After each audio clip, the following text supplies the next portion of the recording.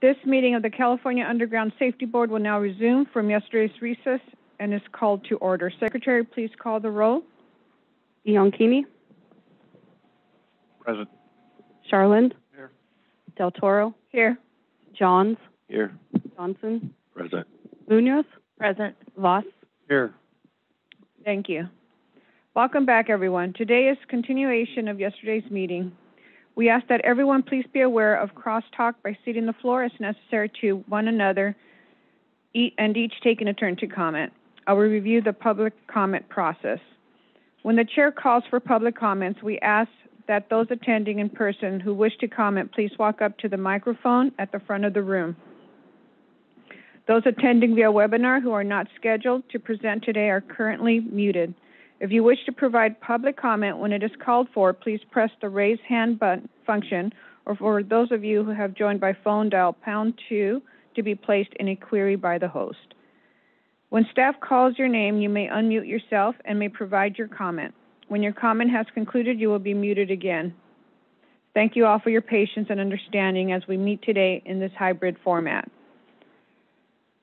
The next item before the board is an information item on updates from the One Call Centers, Dig Alert and USA North 811. Ms. Diamond, Mr. Wingate, who would like to begin?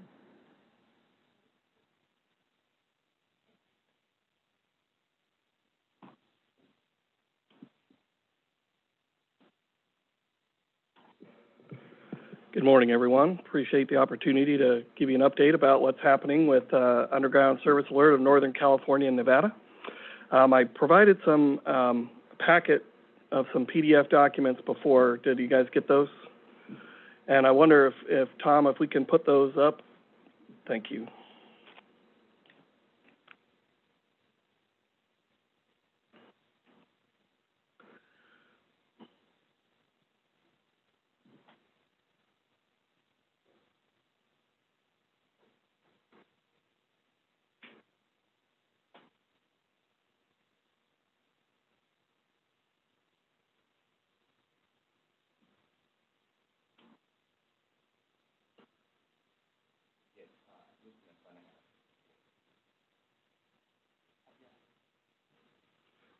Or if you have them just showing online, I can just talk about them for the group here in the room, whichever you prefer.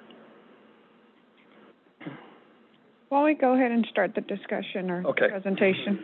So I provided, you may recall that in our last meeting, or maybe a couple meetings ago, this board had decided you wanted to have updates from us at the One Call Centers, and but we haven't received specific direction of what you want, so I'm giving you my best guess, like I did last time.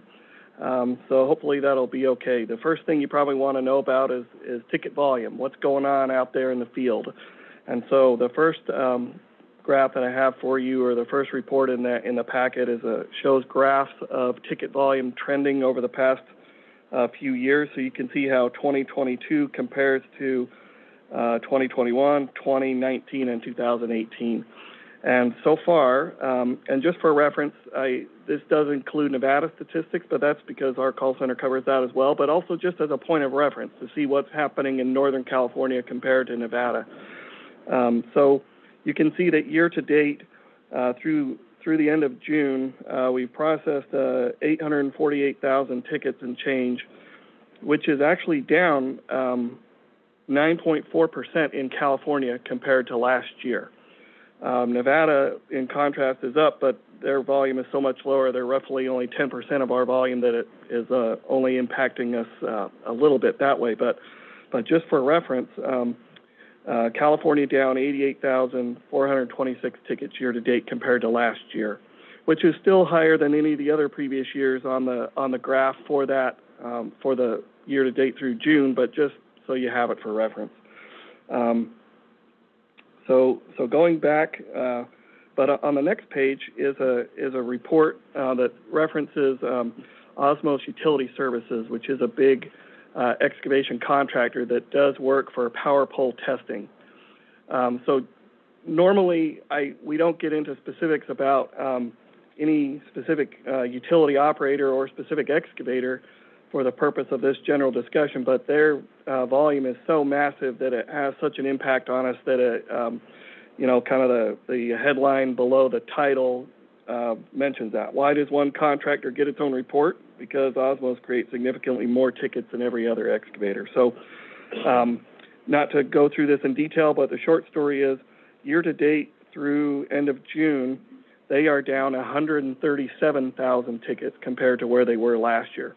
So if you remember in the last page, California was down 88,000, but Osmose is down 137,000. So take out Osmose, California's up 50,000 tickets compared to last year as far as all the other excavators. So just to kind of put that in context of what's happening there. On the next page is our key performance indicators, and this has 20 different metrics on it, 22, I think, if I counted right the other day. So I won't go through every single one, but you're welcome to ask questions if any are of interest to you, but I'll mention a couple that are very commonly looked at by my board of directors. The first one is right in the middle on page 1, speed of answer. This is a measurement of how long a caller waits before they talk to a live person on average. And you can see we're at 1 minute and 8 seconds year to date through the end of June. Not our best, but not our worst. So that we still think that's an acceptable time frame for people to wait. Our board of directors agrees. But our target goal is 1 minute. The national best practice is 30 seconds, but that was set over 20 years ago before tickets online were created. So I'll remind you, in the very top right, the percent of tickets processed online, 84.9% year to date. So remember, these people who are waiting 1 minute and 8 seconds, that's only 15% of the excavators. The other 85% get it done immediately by creating their tickets online. So we're pleased with that statistic there. Another one that we talked about a little bit at our last meeting is in the middle of page 2, and that's it says DPS utilization average, and DPS stands for Damage Prevention Specialist, and those are the call center agents. And so the utilization is a measurement of basically how hard you're working your staff. We don't want to be a sweatshop, but a call center is a unique environment compared to pretty much any other job where you can measure how every second of every day is being used by your employees, and that's a very rare thing. But there's a lot of studies in the call center industry, just call centers in general, not specifically to 811, but call centers in general that talk about at what point are your agents bored if they don't get enough calls, at what point are they stressed out, and then that causes burnout and turnover and errors and frustration and all that. And so kind of the sweet spot or the industry standard is to have your people around 70%. Some people say 75 is better, some people, but it's somewhere in that range. And so far this year, we're doing okay on that, 72% year to date. So you can see that there. I think that's about all I want to cover on that particular one. Before I move on to the next one, any questions in general about volume and these key performance metrics so far? Mr. Wingate, what we'll do is we'll continue with the process, and we'll have questions during the appropriate section. Thank you. Sorry, Madam Chair. I should have let you correct the etiquette for how this was going to go. Okay. The next report is response code usage. We had quite a bit of discussion yesterday, and we've had in previous meetings about the electronic positive response. And just to refresh your memory, because you guys don't do tickets all day, every day like we do. And so the electronic positive response system was created in 2018. And that's when it went live at both Diggler and USA North. And the plan was that other states, some states have had this in place for decades. Other states don't, but the goal was, can we centralize a way to keep track of what's happening on the tickets? Because say you're a large excavator, for every ticket that comes in, we notify an average of 7.5 utilities per ticket. So if you're a large excavator and you create a lot of tickets, you can imagine the volume of feedback you're getting from all these utility operators. It's overwhelming because when the ticket's first created, we send them a copy of the ticket as confirmation. Then potentially each utility operator responds to them, sometimes multiple times. And then when the legal date is reached, we send them a copy of the ticket again to say, here's the status of everyone who's responded. And so now all of a sudden we're up to 10 notifications per ticket for the excavator. And so that is overwhelming. And so one of the main goals of electronic positive response of having a system is just so there's a single place for the excavator to look. But one part that I want to draw your attention to in the law is the definition. This is not in the packet, but you guys all have the law memorized anyway, right? But if you read the definition of of electronic positive response, this is 4216E. So right at the beginning of definitions, it says electronic positive response means an electronic response from an operator to the regional notification center, providing the status of an operator's statutorily required response to a ticket. So taking out a few words, providing status of a response. So in my opinion, not as an attorney, but in my opinion, the electronic positive response is not the response, it's the status of the response. So to Member Bianchini's point yesterday about whether or not the codes are valid or whether or not they count as a response, in my opinion, the excavator still needs to respond in one of the three ways that 4216.3A1A describes, which is mark it, provide maps, or say you're clear, basically. That's paraphrasing, but that's basically what it says. So in my opinion, the operators still need to do that for every ticket, but now they also have to add a response to electronic positive response system as of January 1, 2021 as part of AB 1166 that passed a couple years ago in 2019. So there is no guidance about the electronic positive response system as far as no specifics in statute or regulation requiring the utility operators or the regional notifications to do it in a certain way. So we did our best in terms of, okay, how can we create a system that is going to be understandable for 2,000 utility operators to use, for excavators to understand when they check it, and so on. And so the two one-call centers, USA North and USA South, we formed a committee that we call the Ticket Continuity Committee that's made up of members of both boards of directors as well as additional stakeholders, including excavators and including contract locators. And that we came up with the response codes, and they've been tweaked multiple times. The goal, we looked at what other states are doing. Some states have 50-plus codes. Some states have 4. We came up with about 30. And so that's where the response came up with. But I just wanted you to understand the process, that it wasn't just willy-nilly that we came up with what we want. We had many meetings, including with many stakeholder groups before it went live. The feedback of here are the codes we're thinking of went to contractor groups such as United Contractors to disperse and get feedback from excavators, and all that feedback was incorporated. So just want you to be aware as far as comments related to whether or not these codes are legitimate, so to speak. If the board sees fit to review them, of course, that's within your purview, and codify that or put it in regulation, whatever you call that term, then of course we'll abide by those. But I just wanted you to be aware that the codes we came up with were our best attempt to get feedback from all stakeholders involved. So, okay. So that being said, back to the packet. The next report is response code usage. So this shows how often each code is being used year to date. The ones that are colored as opposed to shown in white on that table are the kind of the more important ones, I would say, or at least more frequently used. A couple things that I'll point out, I pointed out before, but just for the record, because things have not changed, which is the most commonly used code is the one in dark blue right at the top, clear, no conflict.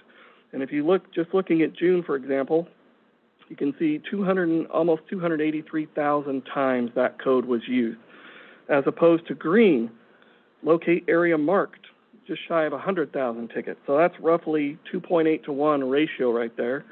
Then we have another existing markings adequate is used a lot, or no markings requested. So that would be on some ticket types where if a no response is sent saying the power company hasn't marked, but the other utilities got it, and they say, nope, they're not asking for me, so no markings requested from me on follow-up items. And just for the benefit of the public, assuming that there's some rookie on here who isn't familiar with this. Once an original ticket is created, there are what we call ticket revisions, or things that can happen after the ticket. In the ideal situation, after the new ticket is created, each operator responds to the ticket before the legal date. The excavator starts at the legal date. Everything's fine and dandy. And that happens a majority of the time. But sometimes other things happen. The locators can't mark for some reason. The excavator realized that they forgot something, or various other things can occur. That's too big. We need traffic control. There's restricted access, various reasons why a ticket would need a revision to provide that communication for additional action to occur. So that's where ticket revisions come from, and sometimes that can be tricky to understand. Like when we were looking at one of the NOPD cases yesterday, and there was one that had multiple revisions, and they all looked the same except for a few key details, which were on the response stamps that provided who did what to each revision. Because again, the first time they may mark, the second revision may only apply to some operators, but not all, and so they're going to vary as those revisions proceed throughout. So just so you can understand that. One thing that was mentioned yesterday in particular is Code 080, which is at the very bottom in red, which was envisioned when this was created. Remember, this was created pre-COVID, so the intent when this was created was for, somebody said yesterday, act of God, those types of things basically, but emergencies, earthquakes, wildfires, floods, something along those lines. We didn't envision it being for COVID, so whether or not that was abused that way, that may be up to others to interpret. But one thing I will point out is that the number of times Code 80 has been used has reduced significantly, to the credit, in my opinion, to the credit of the utility operators. That number has gone down dramatically. In fact, year to date, the most, you can see that in June it was used 271 times. By contrast, in June of 2021, that code was used 16,243 times. So that's a pretty darn good improvement, in my opinion, from 16,000 and change to 271. So I think a little kudos for the utility operators in that regard. So, okay, so that's what's going on with electronic positive response as far as the code usage. I did include Nevada in here, again, just as a point of reference. And one thing you'll note about how many times Code 80 was used in Nevada, that would be 5 times in the month of June. Their regulator there is very strict about not wanting that code to be abused, and so I just thought that would be a valuable point of reference for you. Okay, the next report is entitled Electronic Positive Response System Usage by Member. And I deleted member names on here, but I just wanted to show you what it looks like from our perspective as far as the system tracking how often each operator responds on time. And this data with names is provided to the staff of the Underground Safety Board so they can look at it whenever they want. If they discover trends of a certain operator who's not responding on time, a certain amount of, with some level of frequency that is deemed unacceptable, so just FYI.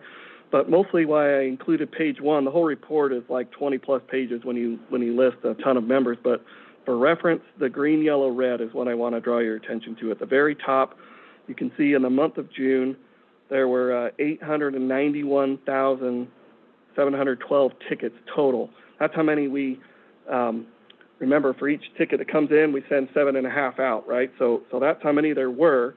Some of those require a response and some don't. For example, if a ticket is canceled, no response needed. But if same with a renewal, where it's just basically saying we're still digging, we're not done, but we don't need fresh marks because they're still visible, no response needed. But many do need a response, especially the new ones, as well as some of these revisions, as we talked about before. So the column that shows how many need a response, 449,000. And of that 449,000, you can see how many were responded to on time, 285,000, which is roughly 63.5%. Then how many were late, another 30,000, which is about 6.7%, and how many were not responded to at all, which is 134,000 roughly, or just under 30%. So that's just the month of June. It gets big, a lot of data to look at if you try to do a year-to-date in this format, so I can pull that in some other way if you want to look at it, but we do produce this report each month to be looked at. Now, before to anticipate some questions and concerns from board members, I want to make you aware that there was a system problem on our system requiring certain responses to for two types of revisions in particular: no responses and damage edits or damage exposed. And so those are being marked as response required, but we did not communicate that to the operators. So we, in my opinion, those should not be counted against them, but those account for 1% of the volume. So in other words, what I'm basically saying is, instead of this being 63.48% on time, you could maybe call it 64.48% on time. But it is insignificant statistically in terms of how big of an impact that system error is, because, again, it affects less than 1% of the volume. So I just want to have you guys be aware of that before, that should be resolved soon. We're waiting on our ticket vendor to do that, which has been exceedingly frustrating, the delay, in my opinion, but hopefully it will be resolved shortly. So that's where we're at on that report. Okay. The next report is 999 code. So on that list of responses that I provided, there's one code that's not listed on there, and that's called 999, and that is sent by the system when an operator does not respond at all. So basically, the system has to put some kind of code for everybody, and if the operator doesn't provide one, then the system fills it in with what we call 999. If you can go one slide more, Tom, or two more actually. Yep.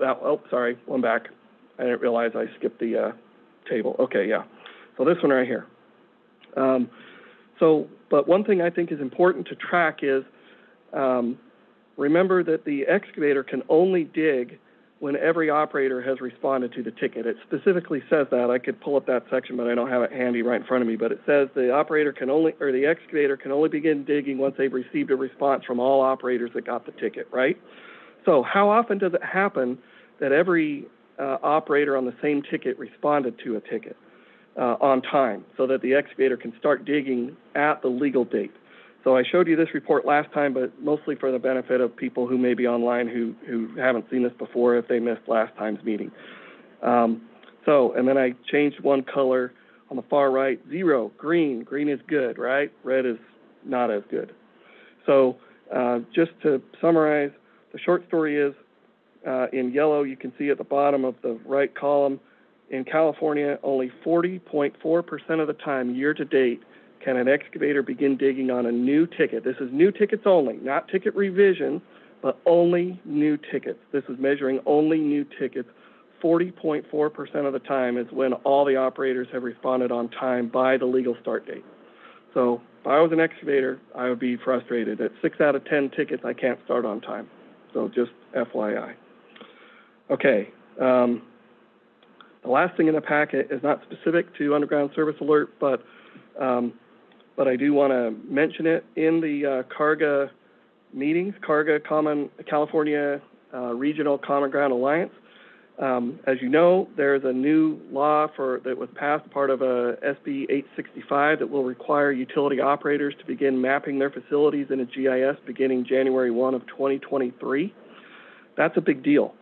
And so it's vague on technical requirements, and so CARGA has been meeting to discuss, to provide some recommendations to the Underground Safety Board about how you could choose to enforce that, whether you do it with regulation or no regulation, but just however else you might do it, just by talking to them and giving them a stern lecture or whatever.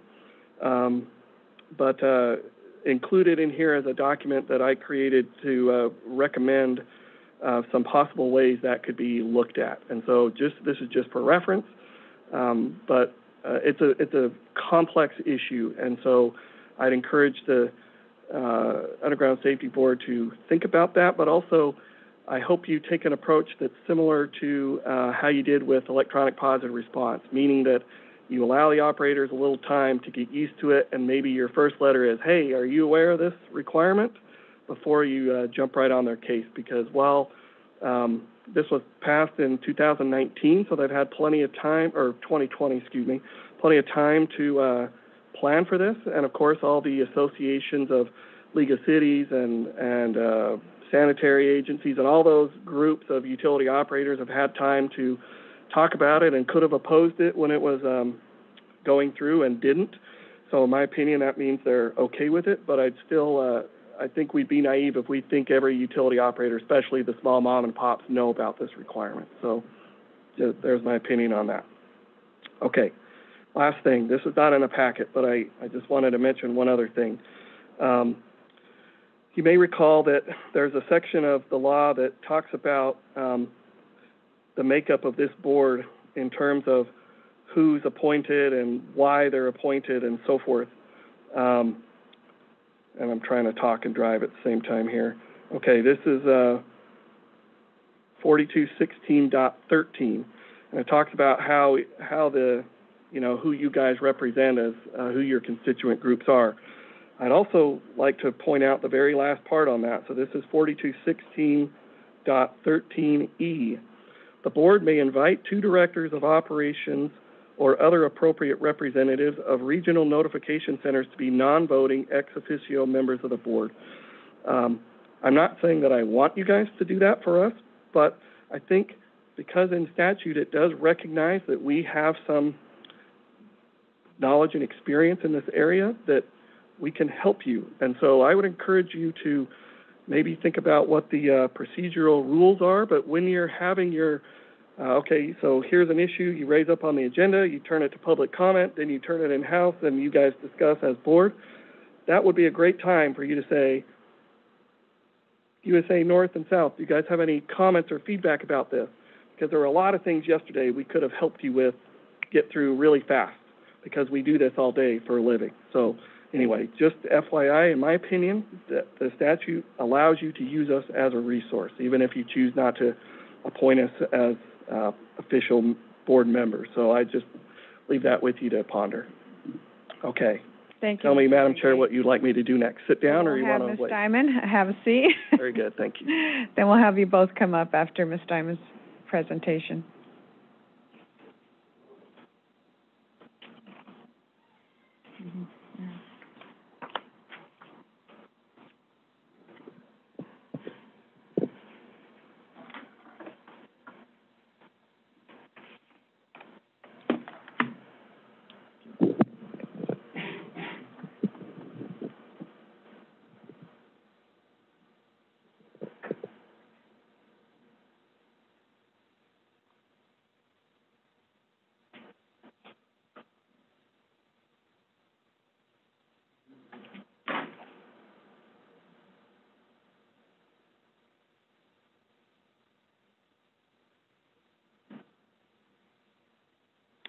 Good morning, board. I'm Ann Diamond with Dig Alert, and I'm going to give you a update. Oh, good. Our key statistics. The center is experiencing a great 2022, halfway through the year, and we've taken over 500,000 tickets. Keeping our fingers crossed that we're going to have a 1 million ticket year. We've never had that before. We are up 10.5% over the same period last year. Those 500,000 tickets are broken down into different types: amendment tickets, ACE tickets, cancels, damage exposed, etc. 70.4% of those 500,000 plus tickets are done through our Dig Alert Direct. And almost 205,000 renewals, of the almost 205,000 renewals, which is telling people that the excavation is still going on, 97% are done online. The 516,000 tickets resulted in 4.4 million transmissions. That's about 8.5, 8.7 notifications to every ticket, as James was mentioning before. Our delivery time of those transmissions is 2.25 minutes, 2 minutes, 25 seconds. Our average hold time is 37 seconds. It's under our Diggler board's requirement of a minute. When was the last time you called a service company and only waited less than a minute? The talk time is holding steady at 6 minutes, 46 seconds. Our call volume is down, but our tickets are up due to the web percentage. Our customer service utilization is creeping up a bit. We've had some retirements and leave of absences. We are training people now, but it's still at 69.87%. Moving on to our electronic positive response statistics through the end of the first quarter. Having 30 EPR codes allows operators to choose different selections and still kind of means the same thing. There are a lot of clear no conflicts. USA North experiences the same issue, a lot of clear no conflicts. I believe a lot of it is due to our members needing to update their shapefiles. Yesterday's discussion on item 7 with the city of Azusa, they didn't respond because it wasn't in their area. We have statistics on locate area marked, but there may be private utilities. And then our last line on this slide is those are codes that are requesting a resend of a ticket because they didn't delineate, because they didn't have access. Kind of keep those codes in mind for a discussion in just a couple of moments. Again, we only have 30 codes. There are other centers across the country that have close to 100 EPR codes, and our 30 codes are enough. More statistics through the first half of the year showing all of the different responses. The big one on this page is the 999s. Member did not respond by the legally required start date and time. However, of that 450,000, the next slide shows a breakdown of when they responded within under an hour after the 5:01 time, or between an hour and 4 hours late. Again, the biggest one is the bottom one, 300,000, that never responded at all. That's the one that is truly most troublesome. We have had calls from operators saying they contacted the excavator directly and wasn't that good enough. Kind of like yesterday's item number 9 with Yucaipa Valley Water, who ignored their ticket because it was not in their area. Same with Azusa. Again, getting people to update their information with us has always been an issue I've been around now for 35 years, and it's always been an issue. As with all things dealing with 811 process, it takes time to get people to change. But maybe it's not just an 811 process thing. Change takes time.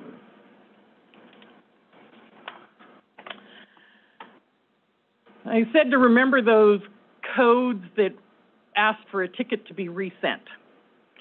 James mentioned the Ticket Continuity Committee. It's made up of members from both centers, boards, and they agreed on these different ticket types and delivery format changes in October of 2021. We gave our members 15 months to adjust their systems as these changes go into effect on January 1st, 2023. Some of these changes will even help the ticket management system for the Underground Safety Board by breaking up damage exposed tickets into a damaged ticket and then a separate one for exposed. We're also adding a return trip ticket, and those codes that were EPR that were like no delineation, ticket resend, that's what this return trip return trip ticket is perfect for. It will allow the operator a chance to go back out. What is happening now is an excavator may see, oh, they didn't respond because I didn't delineate. Well, it's 5 minutes before the job's supposed to start. I'll go out and delineate it now and send back that ticket. Well, there's no way an operator who has already sent a response saying, you guys didn't do what you were supposed to, and you expect me to be out there on time? Not going to happen. So that's what this return trip ticket, an example. It can be used for any reason that an operator would need to go back out that is not a request for a remark or a no response.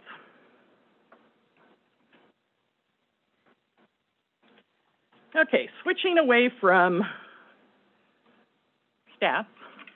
DigAlert, in conjunction with SoCal Gas and Oil Operators, has been hosting monthly virtual USA webinars.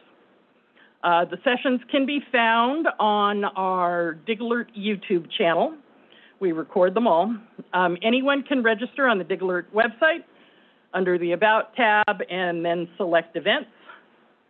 We don't know if people come to these because we give them a Starbucks gift card for attending or because they have a chance to win raffle gift cards from Home Depot. But they've been pretty well attended.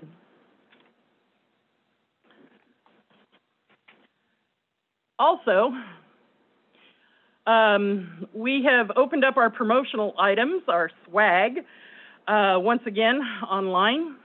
It's been closed due to staffing and COVID issues. And here's an example of some of the stuff we have available. The canvas bags are a big item, as well as the pens and stickers. But I must say, our utility members are our biggest promoters, as they include information in their bill stuffers, they advertise on TV and radio, as well as having field teams that spread the word to get a ticket before they dig. And that is the end of my presentation. Questions, which Thank you, Ms. Madam Diamond. Chair will. If we can have both of you up for questions, we're going to open it up to the public first. We will now proceed to public comment on this item. If you would like to make a comment, please come up to the microphone. For those on webinar, press the raise hand button or #2. We'll start with in-person comments. Seeing no in-person comments, we'll move to the webinar comments. Host, are there any webinar comments? No hands raised. Thank you. Seeing no public comment, we'll turn to the board. When Ms. Diamond and Mr. Wingate presented this item for the first time, we had reserved this meeting to talk about what information we are interested in seeing. Therefore, I'd like to use this opportunity to not only talk about the information presented, but to be helpful and give the call center some guidance. With that said, would any member like to begin the discussion?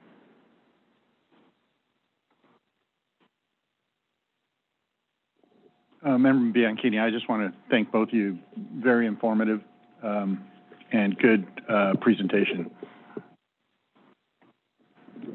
Member Munoz, for Mr. Wingate, I kind of wanted to follow up with, I think it was the one about the Osmos utility tickets. I think at the last meeting we talked about that they were changing their approach, that there was a lot of duplications because they were trying to group polls together. Then they were going to start splitting them up. We didn't know what was going to happen. They were going to give us an update of what the changes were and get clarification. Do you know what that was? So the short answer is no, I don't know. They're primarily doing the work for Pacific Gas and Electric, and so I think it would be appropriate for someone from PG&E to comment if they're on. But my understanding is that they are still doing one poll per ticket. Of course, we allow multiple polls per ticket if it makes sense to, if you're on a road from block to block, it makes sense to do those polls on the same ticket, in my opinion. But my understanding when we suggested that to Osmos and to PG&E, when this whole thing started, when all of a sudden people started getting overwhelmed with these tickets, if memory serves, and again, I don't want to speak for them, but it was something along the lines of, we're not entirely sure we have every pole in our GIS system correct, and so if we say between on Main Street from Central to Wingate Avenue, there are 10 poles, but then when the locators get out there, there are actually 11 or 9, then what? And so it was causing some delays and problems in the tickets, and so they felt it was better to do 1 pole per ticket, and so as to not confuse locators. So that was the explanation that I was given, but again, that's been before, or when this all ramped up, so it's been, 3 years ago. I don't know if there's been more, any changes since then, but I assume no in terms of how many poles per ticket. Thank you. Is Mr. Cleaver on the call?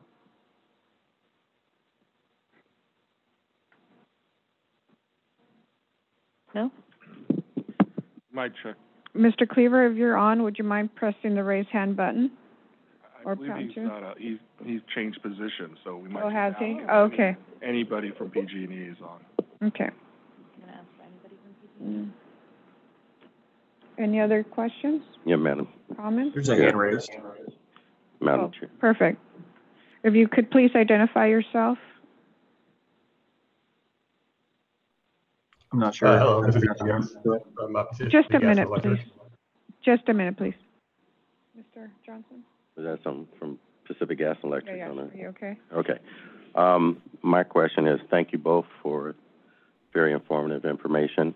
I think the question from the Madam Chair was, what information do you guys expect for us to move forward?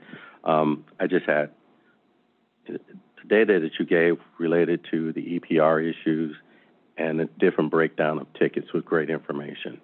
What I like was the difference in the renewals versus the news.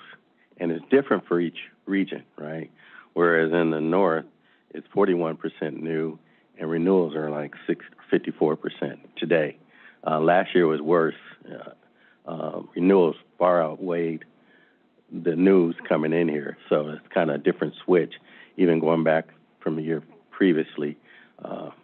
So my question is, based on the percentage of renewals and new tickets, the EPR, what's the relationship with the new and the EPR responses?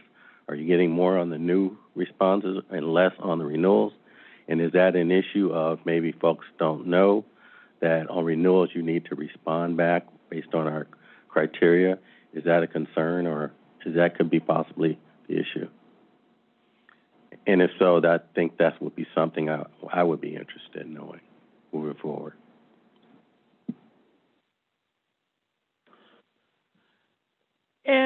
As far as DigAlert is concerned, there are only 2 types of tickets that have to have an electronic positive response, and that's new and remarks. Renewals are not required to have an electronic positive response. So clarify, it's remarks are required, Yes. not just a remark ticket. Remarks required, requires an EPR, not just a remark. Yes, remarks are different than renewal. Renewal is just saying, I'm still out there working past the 28 days.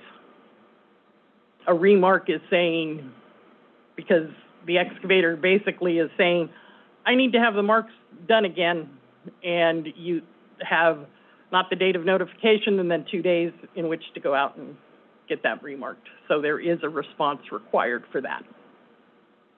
Before we move forward, I'd like to go back. Are you okay, Mr. Johnson? Okay, Member Johnson has to catch a flight, so that's why I wanted to give him an opportunity to comment. So we can go back to the caller that's representing PG&E. Ms. Munoz, would you mind repeating your question for the caller?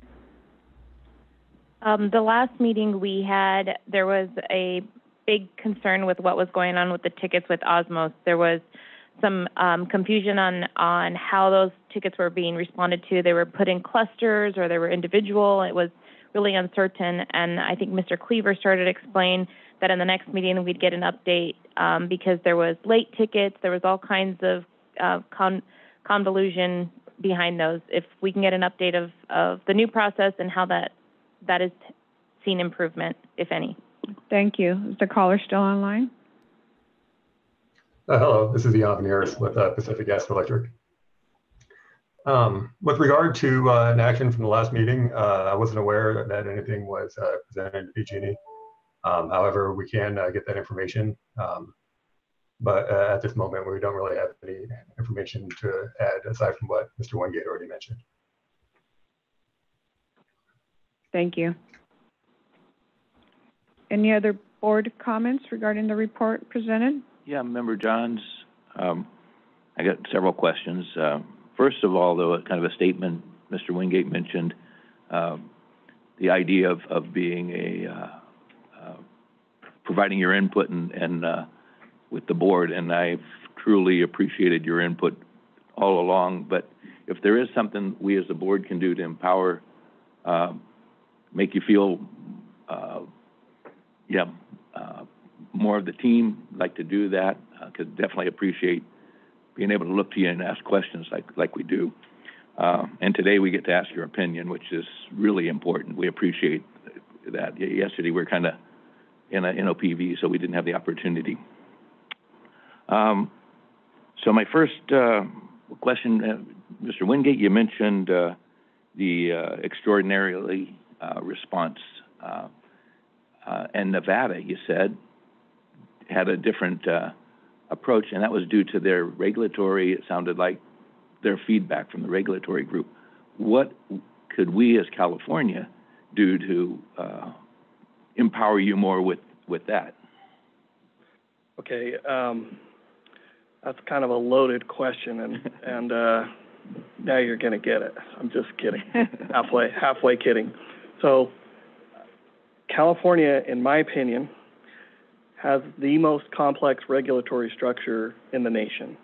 That probably applies to many things in addition to call before you dig, but for this, just the fact that we have multiple agencies regulating certain parts complicates the process significantly. For example, you give an NOPV, but all you can do is recommend that Contractor State License Board do something about it. They may or may not do anything about it. If they don't, is that time wasted, or did it get the message to the violator? So hopefully that doesn't happen again. Maybe, but the fact that there are, Office of the State Fire Marshal for liquid pipelines, Underground Safety Board for some, Contractor State License Board, and Public Utilities Commission, that makes things more difficult. In Nevada, by contrast, Public Utilities Commission of Nevada regulates all of it, regardless of what the facility type is. If there's a damage, they investigate. They've been now this doesn't happen overnight. They've been working on this for many years. But it's also kind of unfair to use Nevada, which that's the only data I have, so that's why I gave it to you, but they're really good, the best in the nation in some categories. For example, one way that gas companies in the gas industry measure success in terms of damage prevention is the number of hits per 1,000 tickets. And that's been a standard for many years. I personally don't like that metric, though, because I believe that statistic can be manipulated by creating more tickets or fewer tickets and things like that. And so if you can't fix the numerator, you can mess with the denominator, if that makes sense. So, but one statistic that can't be manipulated that way is number of damages per 1,000 connections. So in other words, how many service lines for every 1,000 service lines feeding a home or business. And Nevada had the lowest ratio of damages per 1,000 connections in 2021, and they have for the past few years. They're fantastic. So it's kind of hard for me to, where California's kind of still getting its, figuring out who we are or who you are and how this is going to work. So I just want to soften that blow a little bit by saying, well, we're looking at the very best. But that being said, the regulator in Nevada, their primary field guy, whose title is something like investigatory engineer or something like that, and he used to be a contractor, and then he was a contract locator for years before he got into this role. And so basically nobody can fool him in the field in terms of trying to give some excuse because he knows how the excavators work, he knows how the locators work, he's familiar with the locating technology, he's familiar with the maps that locators get or don't get. And so, again, another example of excellence that can do that, that leads to that fantastic outcome. He has personally said, I've heard him say that he doesn't allow for COVID as an excuse for Code 80. He wants it to only be what it originally was intended for, which is, the act of God type situation. So you could think about something more strict that way, but I do recognize that issue is very complex. And Member Charland and I have spoken about this offline several times, but because, I've had during COVID times, and not just since then, but as part of this, what sometimes is called the Great Resignation or the Great Reset in terms of staffing in general and employment in general, we've experienced similar things about many young people deciding, I don't want to do this job anymore, and just leaving in larger numbers than we've seen in decades. And that, my understanding is that that's affecting locators in the field also. And so I think it's a bigger issue than just saying no more Code 80. You can't use that for staffing challenges. But what code should they use instead? Maybe got to think of something. So anyway, that's probably a longer answer than you wanted, but there you go. Yeah. Okay, still a couple quick ones here. You mentioned, I think it was Code 999 in June. Was that due to just overwhelming response of just overload where you're just not getting, you said 40% in California? Or what do you attribute that to? Year to date. Huh? So that's all the months. And if you look at that report again, where it lists it month by month, it's similar every month. Okay. That's a new report, to be fair. I've only been tracking it for this calendar. Well, I think I got the idea in March to come up with it or something like that, and our team tracked down the stats going backwards, but we haven't been presenting it often for I think I've only presented it to my board one time at our April board meeting, and so that's a relatively new thing as far as operators being aware of it. But I just thought it was an important statistic because if you look at the report before where it shows by operator how often are they responding on time, it's roughly 2/3 that they're on time. But from the excavator's perspective, that 2/3 is actually worse because it has to be all of them at the same time. So that's where the 40% comes in. Right, the 100% is required, and so. Exactly, right. So we'll kind of monitor that and move forward if you have suggestions or as things develop. Appreciate your opinion on that one. Okay. Okay, still one more with you was the 050 response, negotiated schedule. Kind of suspected that there is an abuse of using that. I've heard that many times. But any thoughts and comments on that, how to improve that? I promise, Member Johns and I did not discuss this previously, but that's a great segue to a topic that I think is very important. Yesterday, one of the investigations, if I remember, was there was supposed to be a meet and mark, and the locator said the excavator didn't show up, and the excavator said the locator didn't show up. So maybe they got their times or places where they were supposed to meet mixed up or something like that. But in my opinion, it would be great to have the electronic positive response system be expanded to track all that. Because right now we send them the ticket, they respond what they did. But what happens in the field, all those communications, it's all he said, she said, and agreements that are not standardized, and hey, sign this on the back of this napkin and whatever. And whereas if it were through the system, it's more, the document trail is there for the regulators to look at and enforce accordingly. So that would require an expansion of the electronic response system to be, there are a couple terms for it. One is two-way positive response, and the other is enhanced positive response. But I think there's great potential for that. From the very beginning, the excavator can say, here's my project. I created the ticket, but through the system, I've uploaded a map showing what I intend to do, and I've also delineated in white, and here are pictures of the delineations in white, so now the locators can find it more easily. And on the other end, an operator can mark the ticket, mark it, indicate they've marked it, but also provide pictures of the markings. That way, if the operator shows up and those markings aren't how they look in the pictures, then they know they got destroyed somehow by another excavator or weather or kids or whatever. And they can also provide a sketch or their maps, or, hey, I couldn't locate this part that doesn't have tracer wire. Here's a picture of my prints, and so I'll have to get this last part later, but everything else is marked. There's just, and then the negotiated marking schedule, which you bring up specifically. How about you put in what that schedule is? And that way it's in writing and documented, as opposed to, hey, I'm going to stay a block ahead of you. And then that doesn't happen. Well, you didn't tell me when you were going to start or whatever. I just think having that on the record would be a great way to weed out some of that stuff. Good, thanks. Ms. Diamond, you're not getting away yet, so.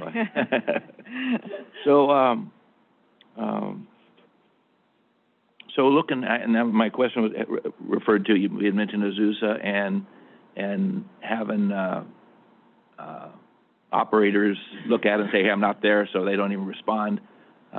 We need to get that message back to them to know that you have to respond to anything that comes on a ticket. If your name shows up, you got to respond. And so really just seeking your input at what can the board do to help assist that, and maybe education from your standpoint to the end users. What do you think we could do about that? A letter coming from the Underground Safety Board might carry a bit more weight than us constantly reminding people on a yearly basis to update their shapefiles. California has been a positive response state since the late 80s, early 90s. And in the early 2000s, we had someone come to our office and was absolutely aghast at the fact that, I have to respond to all those tickets that I just throw in the trash? Yes, and back then it wasn't electronic, it was you needed to call them, go out and mark, no conflict, something like that. So it's an ongoing process, and yes, we do ask our members to update their shapefiles. We have told our members about electronic positive response since it was voluntary back before, that they could start doing this when it was going to become mandatory. So if anything, sometimes a letter from the Underground Safety Board comes at a higher level than something from Diggler.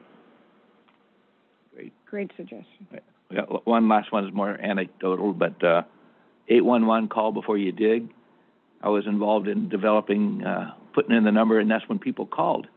I mean, nobody calls anymore. What do you see the future of 811, or at least the message? Do you see something changing in the future? We have been trying to Diglert has been trying to get away from the call 811 to contact 811, because if you type in contact 811, it will bring up either USA North or Diglert, depending on who has paid Google more that month to have it up higher. To me, it's going to be contact, because you're always going to have the number. Now, in California, or even if somebody from Arizona is doing work in Southern California and they call 811, they're going to end up at Blue Stake, Arizona, or Arizona 811. I guess they haven't been Blue Stake for a while. And so we're always going to have a phone number that, while we want it to be 811, sometimes it's hard for people to dial 811 just to get the right center. But again, we're trying to get away from the calls to do it online, trying to make that as easy as possible. Well, thank you both. Thank you, Thank board, you, Member for putting up John. with all those questions. Thank you. We'll turn it over to Member Bianchini. Yeah, I just want to, kind of get something on the record that you guys have given us here. And James, thank you for pointing it out and doing the math on yours. And on behalf of excavators, I mean, this is kind of abysmal, but 40.4% of the time you're on time with new tickets, and only 13% of the time you're on time with a new ticket. Even after a day, you're still 58% not on time. And that is a huge cost to the excavating community and operators, because operators are part of your ticket as well. You know, I just think that that's something that is, that's incredible. It really is. So, Member Munoz, I have a couple of things. I heard that you wanted more guidance of what the reports look like. I like the summary of 811s, but I love the detail of the North. I like the fact that you show all the tickets. As Member Bianchini said, it really shows kind of like the actual data for what we saw from the investigations yesterday. Clear, no conflict. We saw was a gut reaction when you were late on a ticket, and then, oh, maybe we'll follow up and figure it out, or maybe our shaped files aren't accurate. 50 and 51, which is negotiated marking schedule and mutually agreed to later start dates and times, as Member Bianchini said, and as Wingate said, don't require actual proof that that was mutually agreed to. It's just, you know, hey, I complied. And as we heard in the confusion yesterday, it was pretty misleading. The thing that I would ask Chief Corsi to kind of consider is we have some good data here with all of the detail that I'm pretty sure you have access to, where it's 100% no response. I think it's time we start writing them, you know, NOPVs. We can see it pretty clearly. There's one here that's, I think it's 60. They had 60 tickets and 100% no response. So this is contributing to that big thing. So we can tell that these members, although we don't see their names, I'm sure you do. If we could start doing that, I think we'd get the numbers up. They're just showing us the lagging indicators, but I think monthly we're getting leading indicators of who's not responding electronically at all, and we can start kind of chomping away at that. And that's just, you know, with the classic iceberg, that's preventing the disasters of the future of them not having that marking. So I think that's something that we can start doing. But I think, and if I'm correct, do you have the same information available, even though it's not as overwhelmingly detailed as the North? Is that accurate?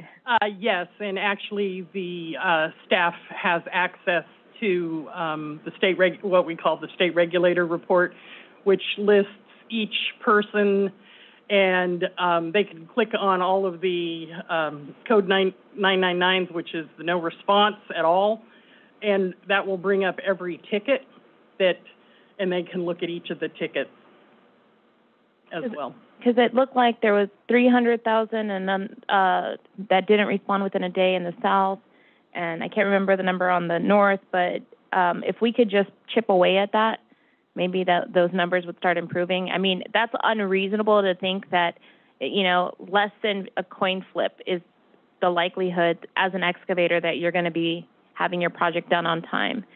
I don't think that makes sense. I think that we can do better. And I think because of that, because of the need to bring home a paycheck for everybody, that leads to these risks that have been being taken. And if there was more confidence, I think we'd see a quicker turnaround, and we'd probably see a lot less NOPVs. And I just want to commend Johnson Construction yesterday for really taking that extra time, even though they didn't have to. They did a great job of seeing the whole thing through to make sure that they were safe. So those are my comments. And again, they're beautiful. I personally would like to see them more standardized. I'd like all the data because the last report that you gave when I was looking at the investigations, I went back to your packet, Mr. Wingate, and I looked at how often 80 was used. And you were telling us, you know, this is a concern. So I think those are some good details that maybe not for everybody, but I love them. So thank you. Thank you, Member Munoz. You're welcome. Can I comment on that one thing? So I just wanted to mention that this problem about late responses or no responses is not unique to California. This is a national issue. Some of the states that really have had problems are Minnesota, Michigan, and Ohio, that region over there, where they were having hundreds of thousands of tickets that were just not responded to at all. The big local telecom company there changed vendors for contract locators, and was a mess, and they ended up going back to their original one. And anyway, it was quite a big deal. And so this is not new. And there have been quite a few discussions on the national level about what can we do about this. And there's some very influential contractor associations who got together and hired a consultant to conduct a review of the laws in all 50 states, and they called the report the 811 Emergency. And when that hit, then it was published in a number of contractor journals and utility journals. Some even local news outlets picked it up, and that created quite the firestorm, especially from the one-call centers, because it has 811 in there, and even though we don't control the whole process, we are the first part, right? 811 comes to us, and so a lot of the one-call centers kind of took it personally and about, hey, you've got this wrong for us, and so forth. And anyway, long story short, there's been talk about maybe the whole system needs to change, because one perspective from an operator point of view is it's easy to complain about not getting stuff marked on time, but this is free to you as an excavator. So where's your skin in the game, so to speak, in terms of they can ask for anything they want as often as they want. There are no quotas. There may be size restrictions per ticket, but the sum of all the tickets, you can add as many as you want. You know, if you want 100 miles on I-5, you could just create however many tickets the size limit allows. And there's nobody saying, is that really acceptable to ask that workload to be placed on all the operators? And so there's a lot of talk about that, and if the system needs to be shaken up. I know Pennsylvania, I think they might be the only state, but Pennsylvania, their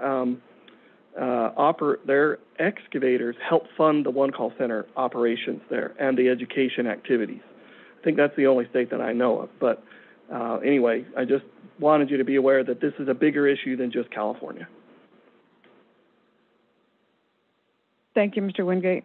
So I'm not confident that we've given them a clear guidance of what reports. I think we've been talking about a little bit about everything. So what I like to do right now is I'm going to go by Mr. Wingate's report, and I'm just going to go through his report, just the titles, and if you want to see that in the report's great. If you don't feel it's necessary, please let us know, because I really want continuity between both call centers, and that'll make it a little bit easier, and I want it in an organized fashion, if the board's okay if I do that at this point.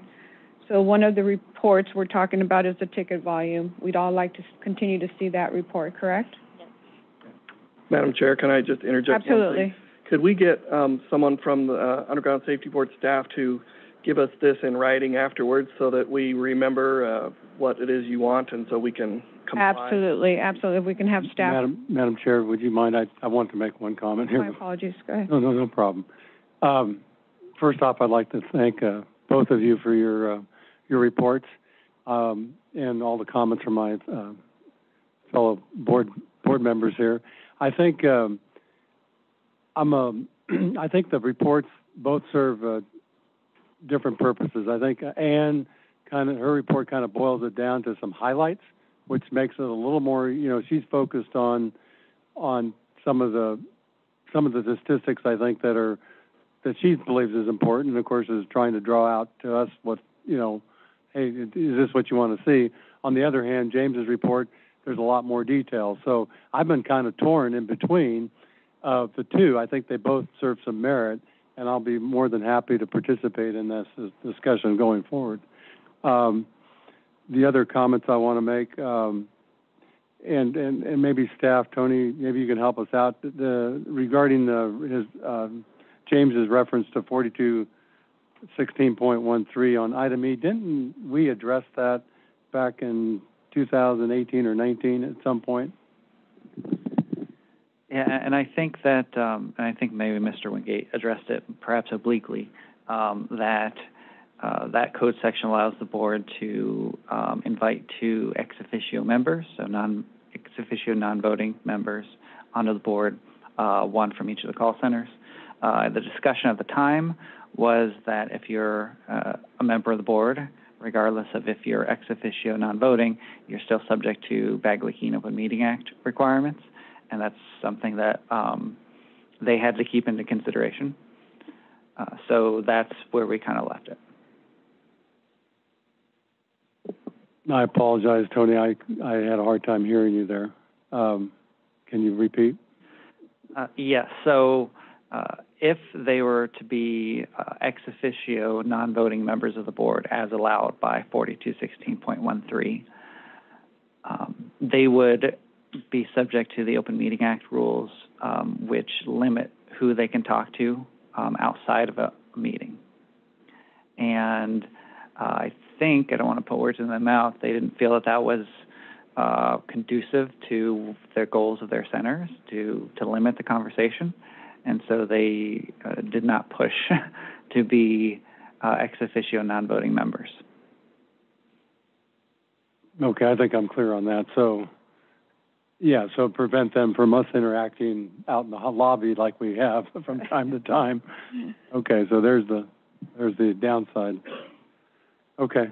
Other than that, I think the one other, and I think Member Munoz pointed it out, was all these no response tickets. I'm just wondering whether the board, or with some discussion with staff, whether there could be at some appropriate point generated a letter off of these databases to the different operators that, you know, in 2022 you had 20,000 no responses.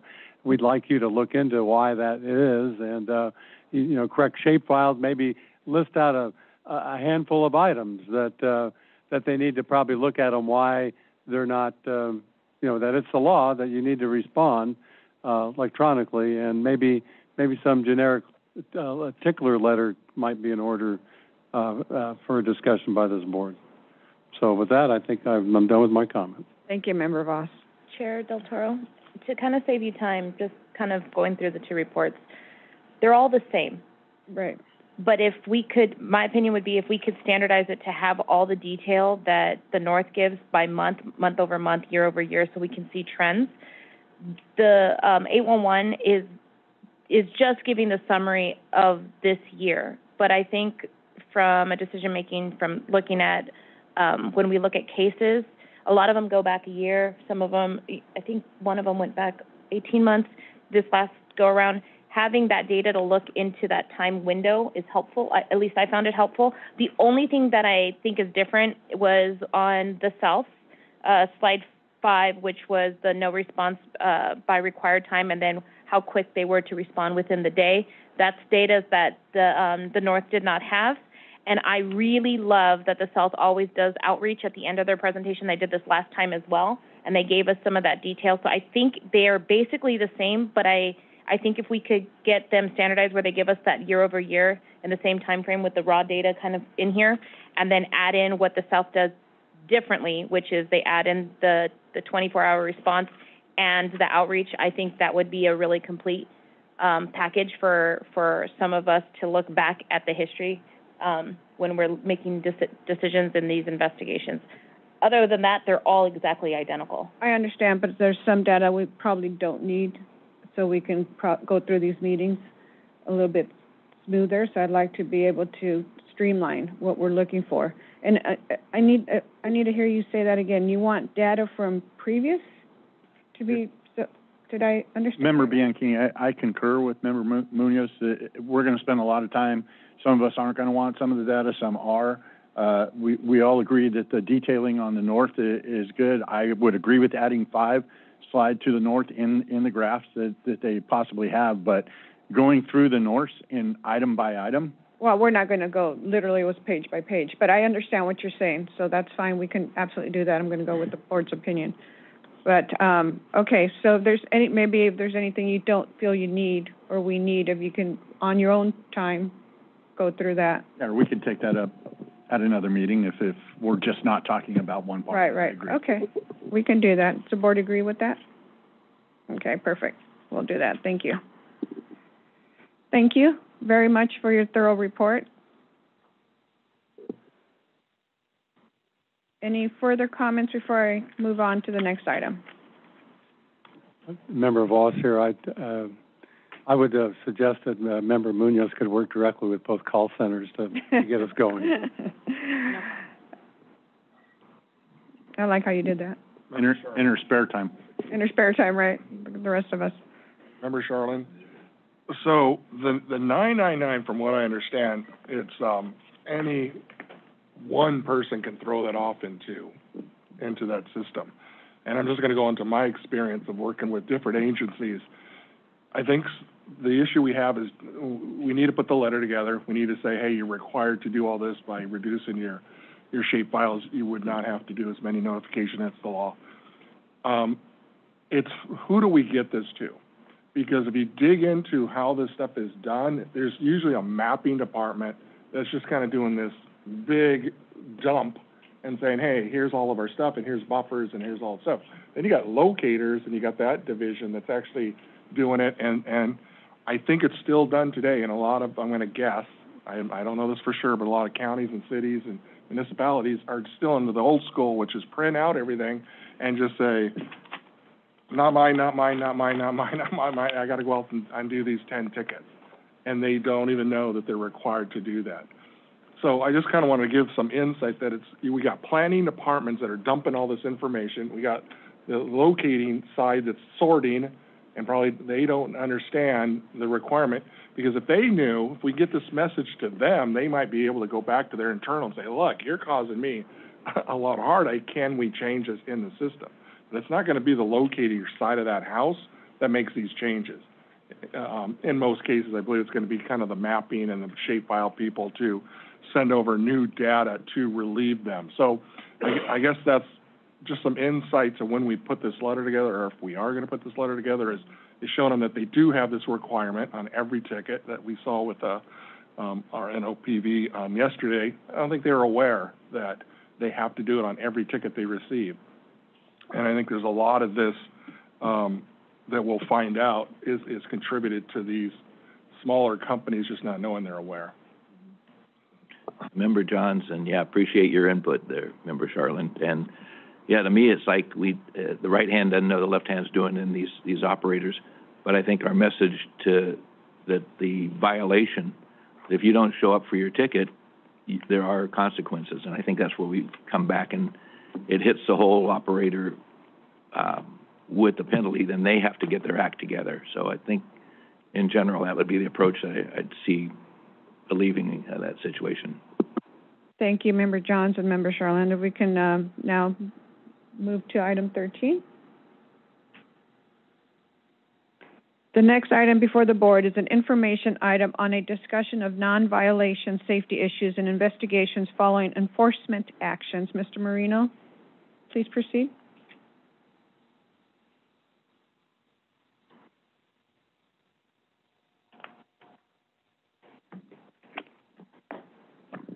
Thank you, Madam Chair.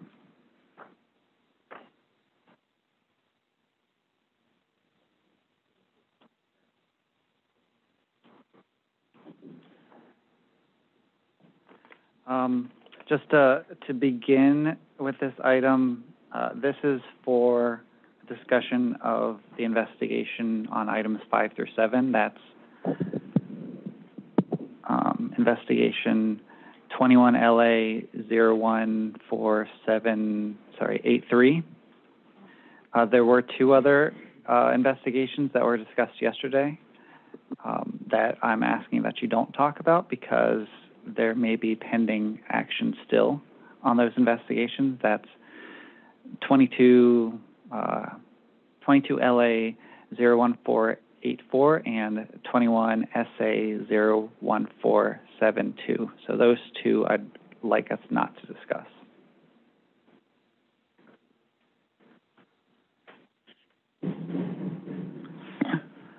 And I will just present one thing. So this is the second time we're doing this.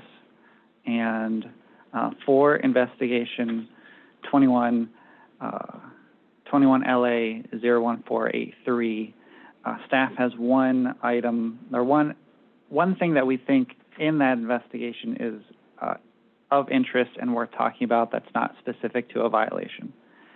And that is the understanding of who should be getting the ticket or doing other underground locating work.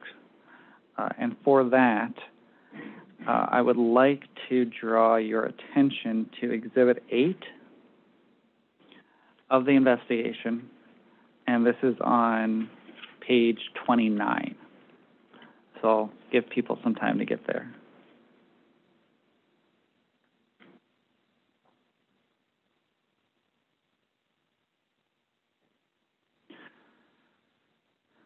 So Exhibit 8 is a quote from the subcontractor to the contractor for the work. And in it, there's a discussion of what the quote includes and does not include. And under the part of exclusions, it's identified that the subcontractor will not, that all underground, and this is at the bottom, all underground irrigation and pipe that does not fall under dig alert must be marked prior to digging. Any irrigation or pipe hit that is not properly marked will be the owner's responsibility and subject to change order for any repairs. Now, in this case, the pipe that was struck was actually an irrigation line, which wasn't was not under the definition of subsurface installation and didn't need to be marked. If we look further up in that exclusions, there's another bullet that is a little bit unclear when I read about what it means. Under the exclusions, quote, apart from calling dig alert, locating any utilities, drains, sewer lines, irrigation, site utilities, or anything else installed underground. And so when you put these things together, it does seem that there is some confusion about who does what, or if there's not confusion, it's perhaps not as well articulated as we think it should be. And so I wanted to present this to the board as if there's, get your opinion and understand from your experience if there's standard ways to articulate the responsibilities between parties, or if it's all ad hoc. Is this something that could be standardized, or is always going to be kind of a one-off subject to any particular contract? So that's what we're asking you to look at. And of course, anything else in the investigation that you found, you can also look at and discuss. And I think now we'll go to public comment. Good organizer. We will now proceed to public comment on this item. If you would like to make a comment, please come up to the microphone. For those on the webinar, press the raise hand button or #2. We'll start with in-person comments. Seeing no in-person comments, we'll move to the webinar comments. Host, are there any webinar comments? No hands raised. Thank you. Seeing no public comments, we'll turn to the board. Would any member like to begin the discussion? Yes, Member Bianchini. Tony, you're looking at a contract from the proposal from the subcontractor to the contractor, and I have seen proposals come across my desk that say, we will not be responsible for any injury associated to the trench, shoring, sloping, or anything else, which is not within OSHA's laws. You can exclude anything you want, but whether or not it's legal to do it, you can't. I mean, the guy that breaches the ground is responsible for a ticket, and to say that he's excluding it, it makes it irrelevant to this board because he's the one that violated. Because he tried to shirk his responsibility and send it on to the person he was contracting with, I don't even think it's a consideration for us, and it's something that he can't do. He can't sit there and say, I'm not going to do it, but you're responsible to do it for me. He's still the excavator. And like I said, I've seen some extreme exclusions in contracts before that we just strike them out and say, no, you're responsible for that, whether you like it or not, or don't do the job. So I don't believe that we need to spend a whole lot more time on this one. This does not pass the responsibility on to the general contractor. So, Member Munoz, this is kind of the reason that I felt like Sun country, and maybe we can reach out to them, really needs the training, because they read this and it didn't raise any red flags for them. And maybe we can reach out to them anyways and offer them the training, because the fact that they were willing to agree to this is what, for me, was why I was pushing that they... Member Munoz, if I may, we've discussed the case. Can we just keep it? Well, I'm keeping it on this. Yeah, can we just talk about the because case? this is, we can talk about the cases. It's, I think that's the intent. It's just non-enforcement. So I think the thing about this is that if they're going to agree to all irrigation and pipes that does not fall under dig alert must be marked prior to digging, that's the excavator's responsibility. That's like saying, oh, well, if if the utility wasn't at the 4 feet mark and I hit it at 14, or 14 inches, that's your fault, for not. We know that that's not the case. We know that utilities can be at different depths based on other conditions out there. So I think that having a training for them would be helpful. But I guess the big question is the training available even if you don't have some kind of NOPV? Can anyone just take our training, or do they have to have an NOPV to take it? Right now, it's, yes, you have to have an NOPV. Member Bianchini, just to add to that part of the conversation in a reread here, his exclusions, he says, apart from calling dig alert, he's excluding everything else, and locating underground utilities and everything else, but he still didn't, he knows he's supposed to call dig alert, and he didn't do that either in that case. And again, if I'm the general contractor, I'm looking at that saying, you're not going to locate any utilities you have to when you call dig alert, but the interesting part about this... Silly. The interesting part about this case was, if you look at page 6, this wasn't provided to us by Custom Canopies. It wasn't provided by the sub. It was provided by the general when asked for what the contract was. And so this is why we're, because that's absolutely right, Member Bianchini, that people can pass paper back and forth all the time. But this is what kind of raised our flag to maybe there wasn't a clear understanding from either party of what they were doing. And so that's why we wanted to bring it up. The other thing that was really eye-opening, and I bring it up all the time, I can't remember which exact one. Oh, there it is. It's the little I. I can't remember. It's the one where available, the map shall be provided. I think this is where we're seeing, again, city of Azusa and Glendora. We're seeing that gray area that we keep talking about, but what steps would need to be taken to have within 4216 a more regular frequency of updating shape files, and I think it's two parts. One is that if there's no response, that might be because the shape files weren't updated. That's one issue. But then if we start nipping that in the butt, how can we fix 4216 to correct that? So I think you can take it from different angles. Like we have 3 specific tools outlined in statute: education outreach, standards, which I think we can include regulations in standards, and in essentially investigation and enforcement. So in this case, it was handled by enforcement. That might not be the most efficient way to handle all of these.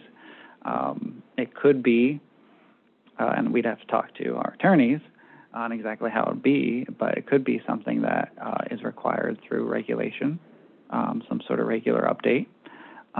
It could be something that is a little bit more passive, like with contact information, that is required to be updated and not specify the period. I think there's a lot of different things that we can talk about.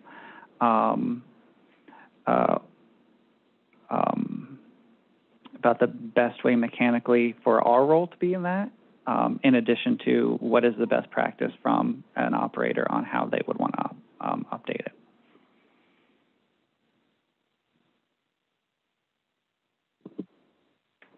Mr. Voss?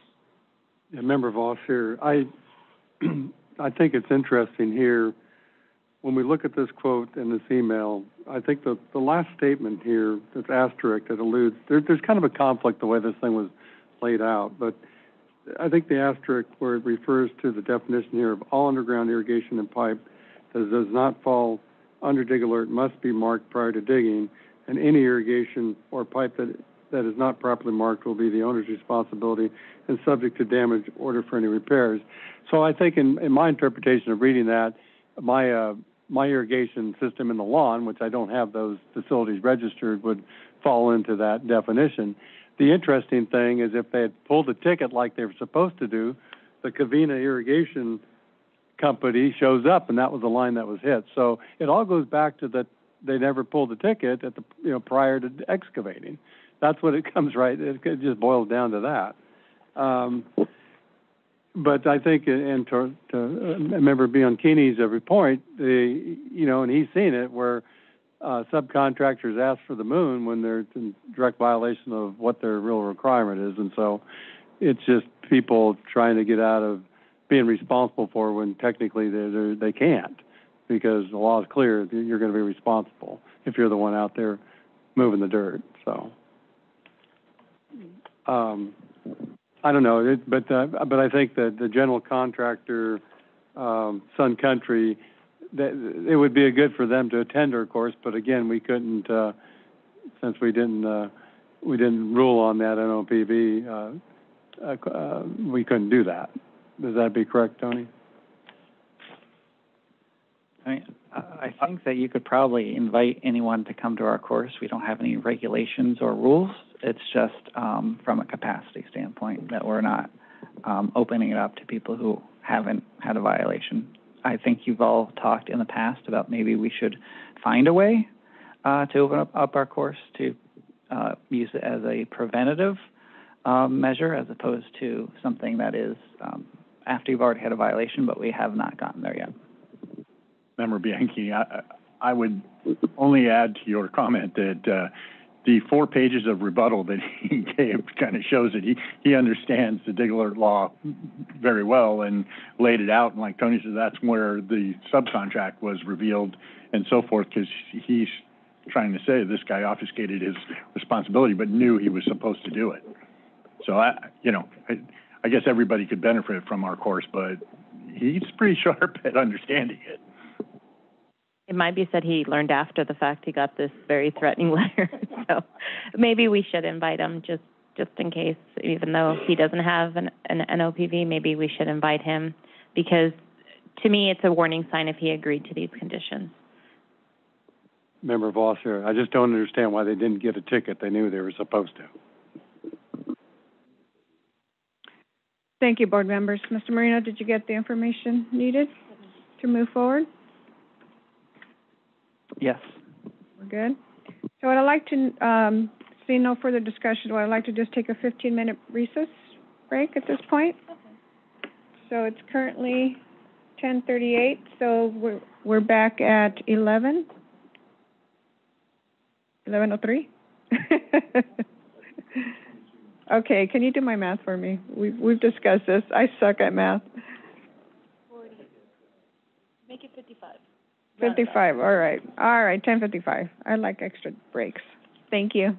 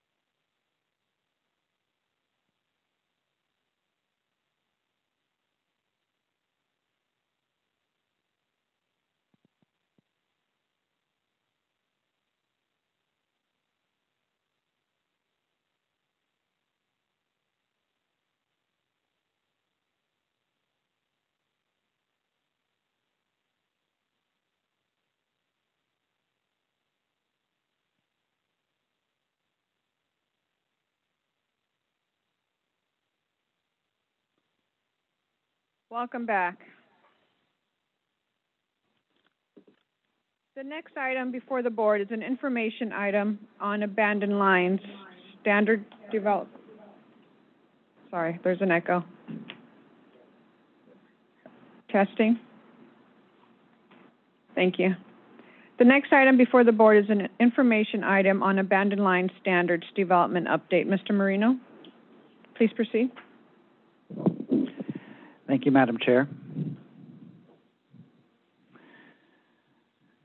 So item 14, it's a staff report, which is an update on abandoned lines, and I'll go over a couple aspects of it. First is the workshop that we held in April, survey that came after the workshop. I'll talk a little bit about the legal status of abandoned lines, and then our need to get an understanding from local government about how they see abandoned lines.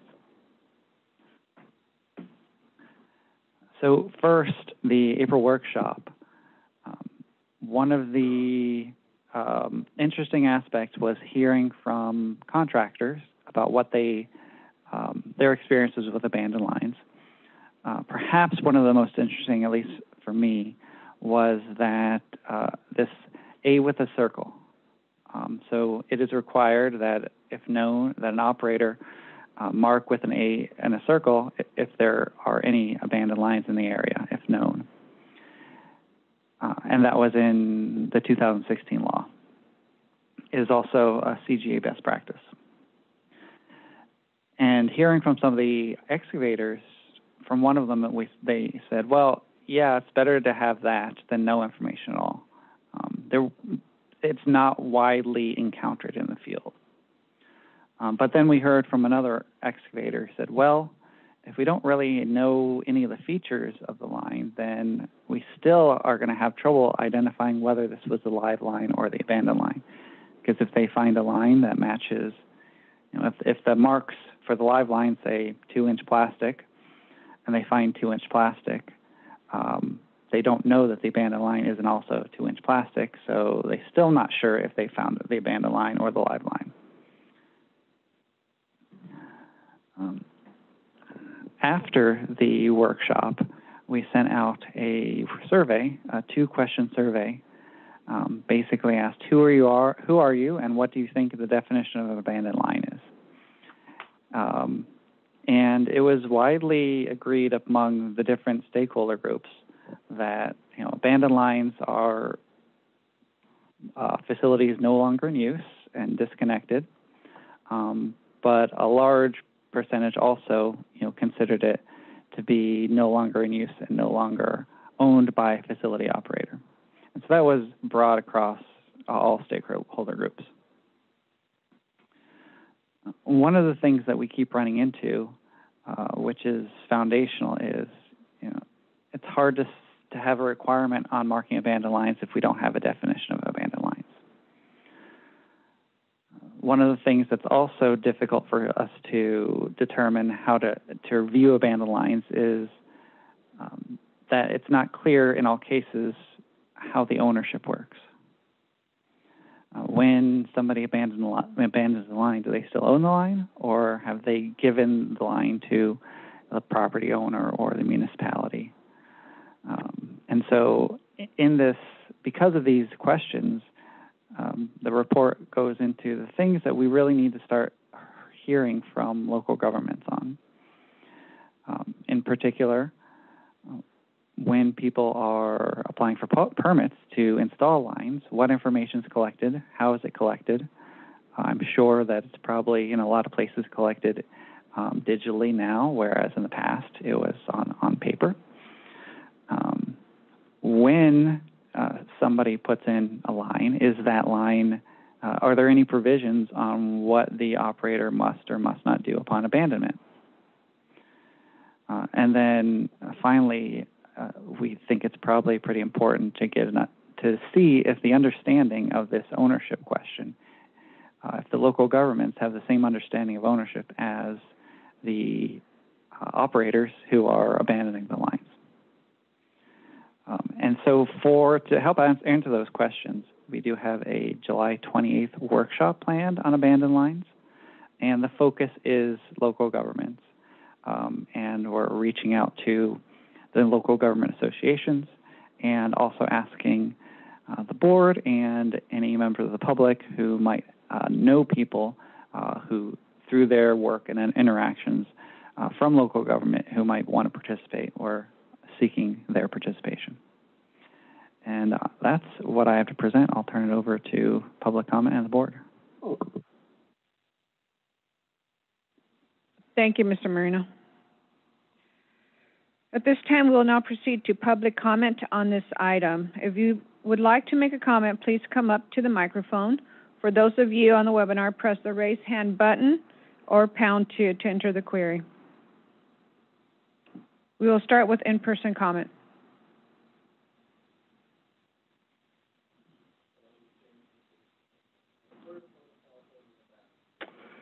Yes, push the button is good. Thank you. James Wingate, Underground Service Lawyer of Northern California and Nevada. Mr. Marino and staff know that I sent some comments prior. I wasn't able to attend the workshop myself, but I sent some comments prior to that. I don't want to rehash that, but one point that I just think is very important for the board to consider is Mr. Marino just described 4216.3A1C, an operator shall indicate with an A inside a circle the presence of any abandoned subsurface installations, if known, within the delineated area. I think there is considerable incentive for the operator to not know. You know what I mean? It says, if known. Those words are key. And a lot of operators, in my experience, want to get these facilities off their records for multiple reasons. Some are taxed. I don't understand the intricacies of this, but my understanding is that some types of facilities are taxed based on mileage and things like that, or franchise agreements with cities and things like that are affected by these. And so they're incentivized to have that stuff get lost, records. And so I just think that is an important factor to consider as you're looking for solutions, is ways to either encourage the operators to keep their records and not get rid of them, or to put them somewhere else where they can be accessed to help the excavators in the field. But it is a serious problem as far as the concept of, we were looking for the live line, we found an abandoned, we thought that was the live one, then we proceed to hit the live one, and that's bad news sometimes. So, thank you. Thank you, Mr. Wingate. Any other in-person comment? Anthony Headley from West Valley Construction. As an excavator, we struggle with the delays and the impacts of unclaimed lines until after the fact, when a company or owner had not responded, and then they respond. And in many cases, we are taxed with a defense of damaging a line we did not know existed because the utility owner did not respond. But it becomes white noise to an excavator when you have to defend yourself, and they're trying to collect money. In some cases, these are companies that are hired to go collect money for that purpose. And the other problem we have is that we struggle with the definition, what is an abandoned line.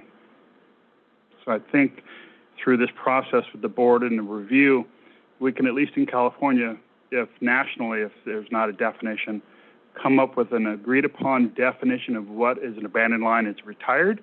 Is it idle? Is it abandoned? Is it not in service? And we've had some instances where we have been told by a utility owner, well, it's not in service, but we plan to use it in the future. But we didn't mark it because we don't really think it's abandoned because we know where it is. In the meantime, as an excavator, we've got idle time, unfunded by anybody, and it impacts us as a business, which it would impact anybody else that's in that same predicament. So we would just ask that the board take a look at, helping define those words that are thrown around but never really understood. Make it fact to reference. Make it law or get it into the code. Thank you. Thank you. Any other in-person comment? Seeing no further in-person comment, we'll move to webinar comments. Host, are there any webinar comments? No hands raised. Thank you. Seeing no public comment, we will turn to the board. Would any member like to begin the discussion? Yeah, Member Bianchini, I'll agree with Anthony in that it is an entirely huge waste of time for our crews out on a specific project, especially if it's in the street and we're trying to figure out what this line is, whether or not it has any kind of a residual in it, either gas wire or whatever else. And it usually takes 2 or 3 calls to the 811 center and posting that we found a line that was unmarked and getting everybody out there. And it's been as crazy as we've had gas companies come out and say, oh yeah, sorry, that's abandoned, go ahead and cut it. And we're like, no, we don't cut your line. We don't know if you guys have nitrogen in it that takes away the explosive element or anything else. And there is a huge safety impact to that. And what our company does is we just keep an extra work order tag and send it to them on there. And, it never gets paid, but it's an offsetting tag because ultimately we're going to hurt one of their lines at some point. And we get these little flags going back and forth. And Anthony, what we do is when we get that collection agency from Minnesota that gets so hard and says he's going to sue us, we say, God, please, we would like you to, because we got, about 100 tickets we want to talk about as well. So kind of stops that process. But yeah, this is a huge safety issue. Absolutely. Thank you, Member Bianchini. You want to?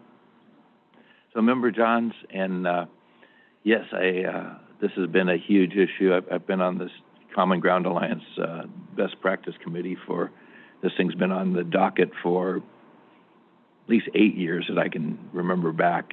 The issues you brought up, primarily ownership issues.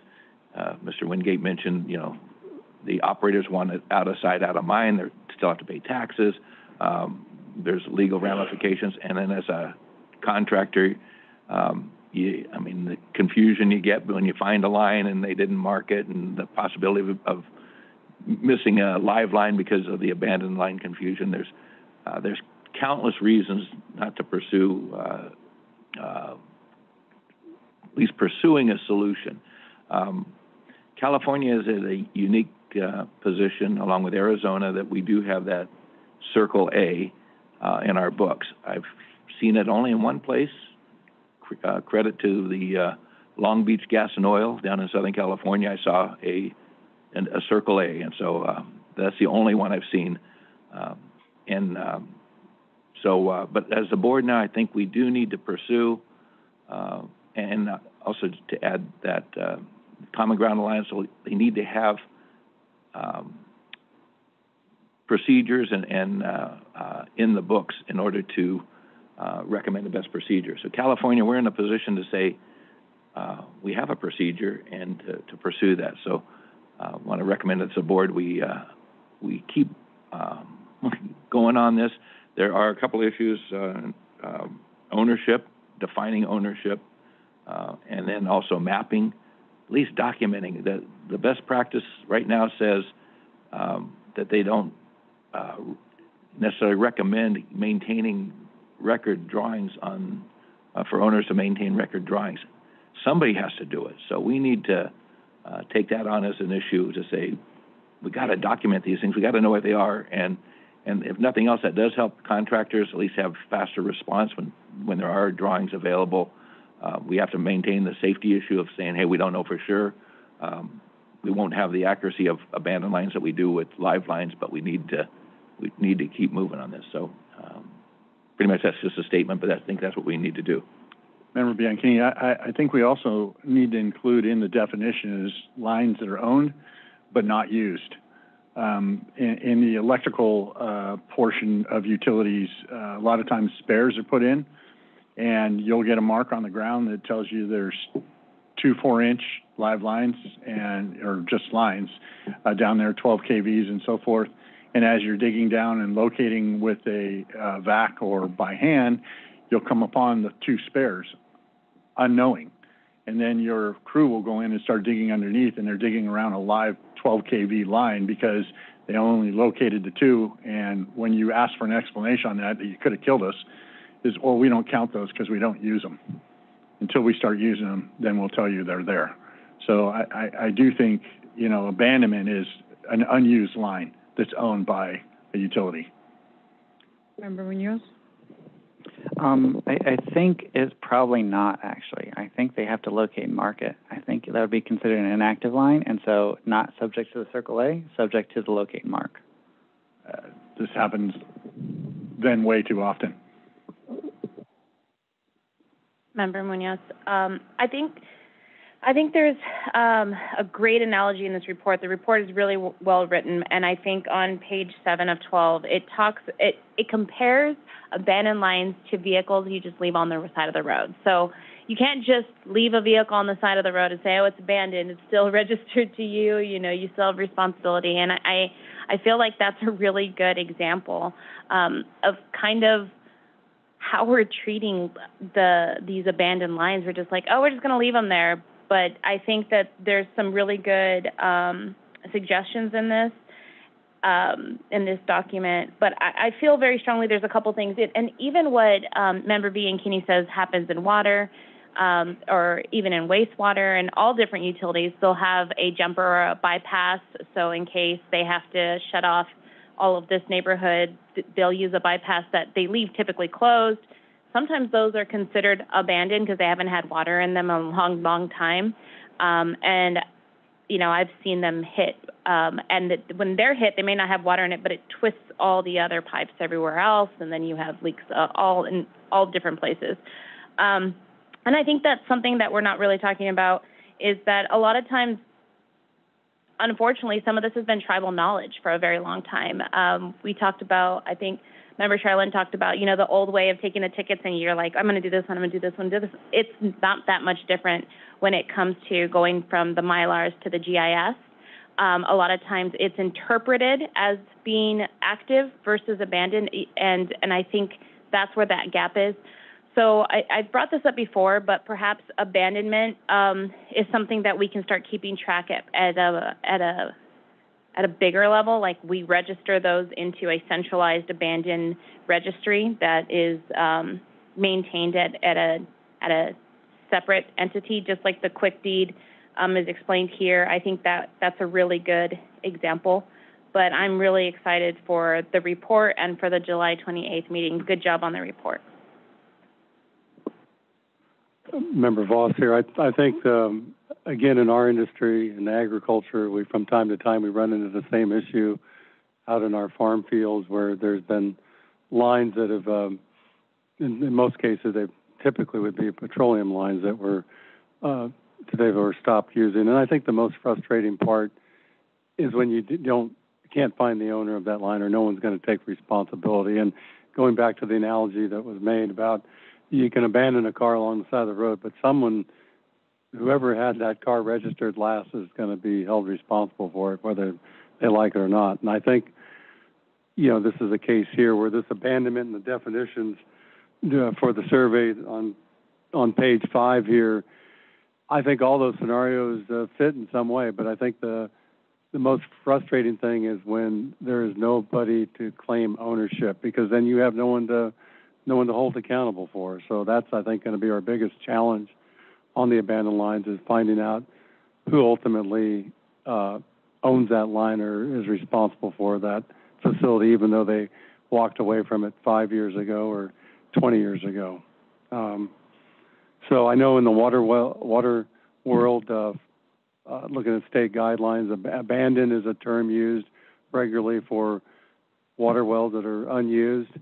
But in most cases, you know, at some point the county that's regulating you requires you to indicate whether it's inactive, or if you're truly not going to use it again, you need to follow the protocols and destroy it properly. So I think this is something we ought to keep in mind as we discuss this issue further. Thank you, Member Voss. Any other comments?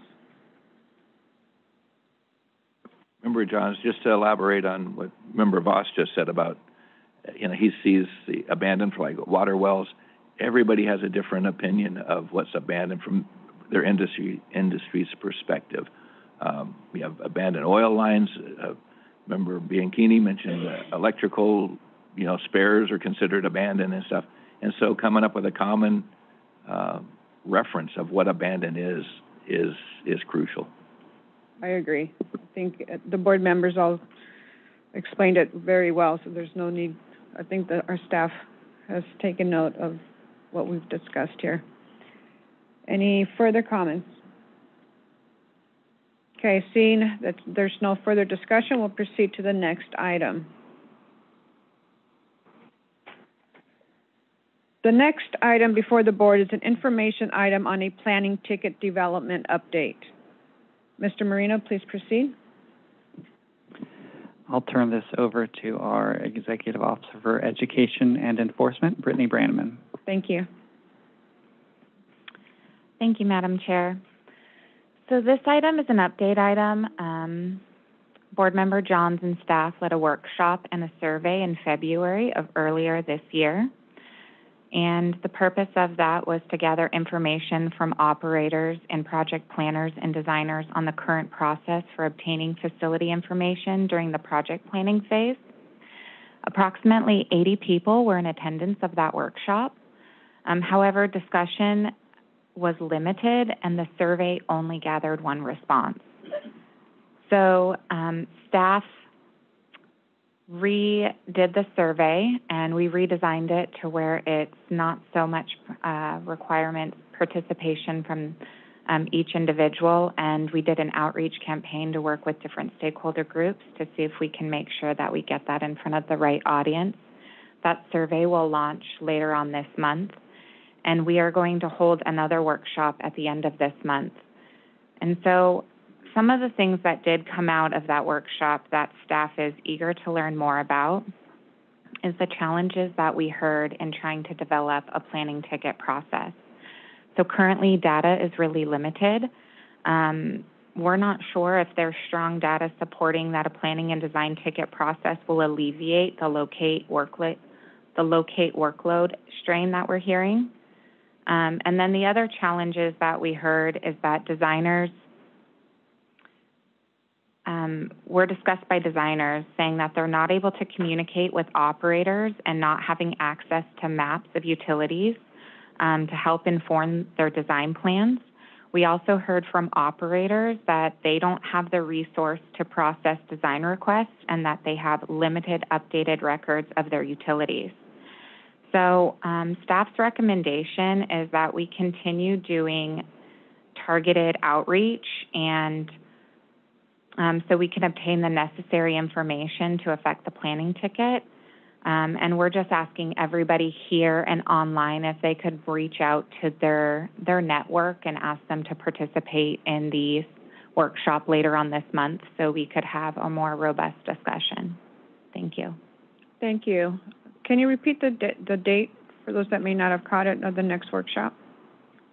The workshop, I believe, is the 21st of July. It's on our website, and it's also on our e-filing. If you subscribe to our listserv, anytime we have a workshop or we put out a staff report, you will get an email. So if you are unfamiliar with how to do that, please reach out to Devin Blankenship, the board's public information officer, and we can provide information on how to subscribe. But if you go to energysafety.ca.gov, at the top right, it says e-filings. You click on that, go down to underground safety, and there's all of the different listservs that we have when we put out information items. Thank you, Ms. Branneman. We will now proceed to public comment on this item. If you would like to make a comment, please come up to the microphone. For those on the webinar, press the raise hand button, #2. We'll start with in-person comments. Seeing no in-person comments, we'll move to the webinar comments. No hands raised. Thank you. Seeing no public comments, we'll turn to the board. Would any member like to begin the discussion?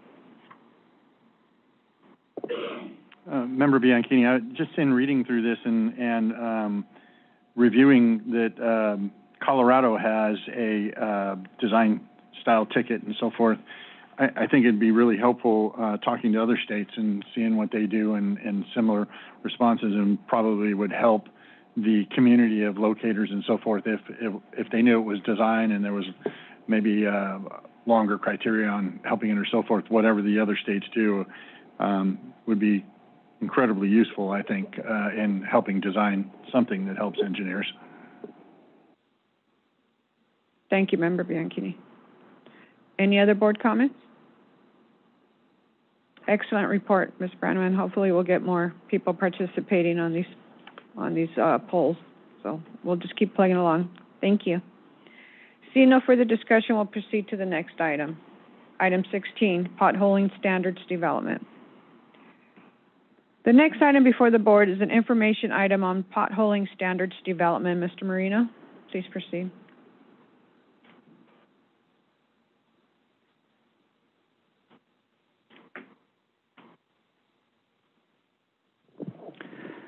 Thank you, Madam Chair.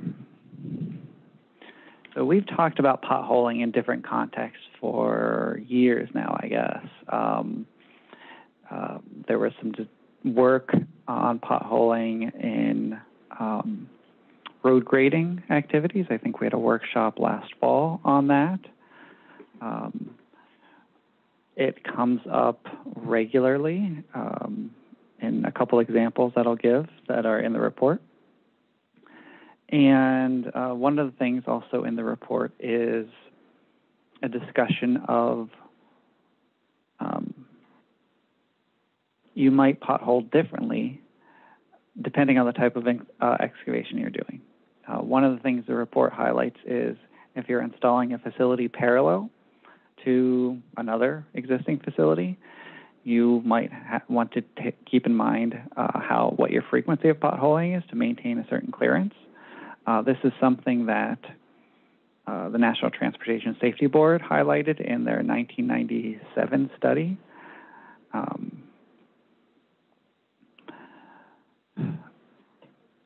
But one of the things I think this report highlights specifically is that potholing depends not just on the marks,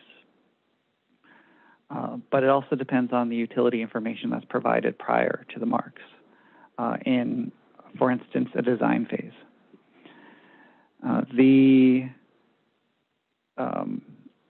So in that way, it's really kind of a shared responsibility, not just between, not just the excavators, not just between the parties of the excavator, but also between the operator and the excavator.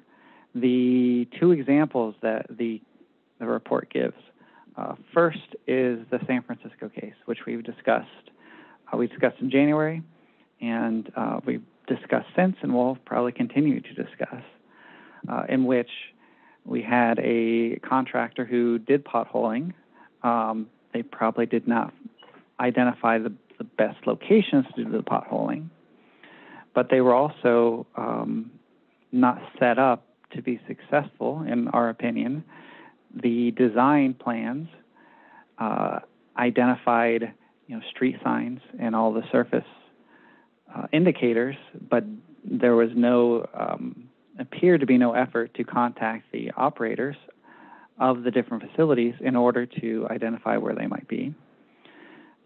Additionally, you had a contract between, so there was, 4 different entities, from a telecom through a general to another contractor to the entity that was finally doing the work. And between those last two, there was a contract in which saw cutting was agreed to be a separate piece, but there was no separate discussion of potholing. And so when we talk about, who's the excavator in this case, it was really, the excavator was not just the last person. They were not the sole determinant of success. The excavator was all through that contracting chain that allowed for the accident to happen. There was a lot of responsibility. And so one of the things that we're looking at that you see in the report is maybe if we want to have a safe excavation, if you want to have a safe design, it's probably the design needs to happen higher up that contracting chain, that needs to be contacting the operators who probably should have a responsibility to respond. Now, the excavator in that case did not give the operator the opportunity to provide that information. The other case, which is Walnut Creek in 2004, we've also discussed as part of the education course, where you had on both the operator side and the excavator side information about the location of the facility.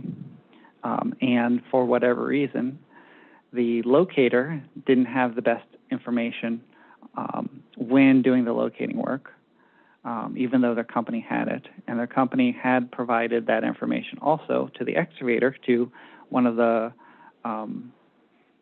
to the designer or the prime, I don't remember which one exactly, and there were some changes in who was doing the work, but that information didn't go through to the people on the ground either. And so when we're talking about potholing, part of it is, of course, the technique.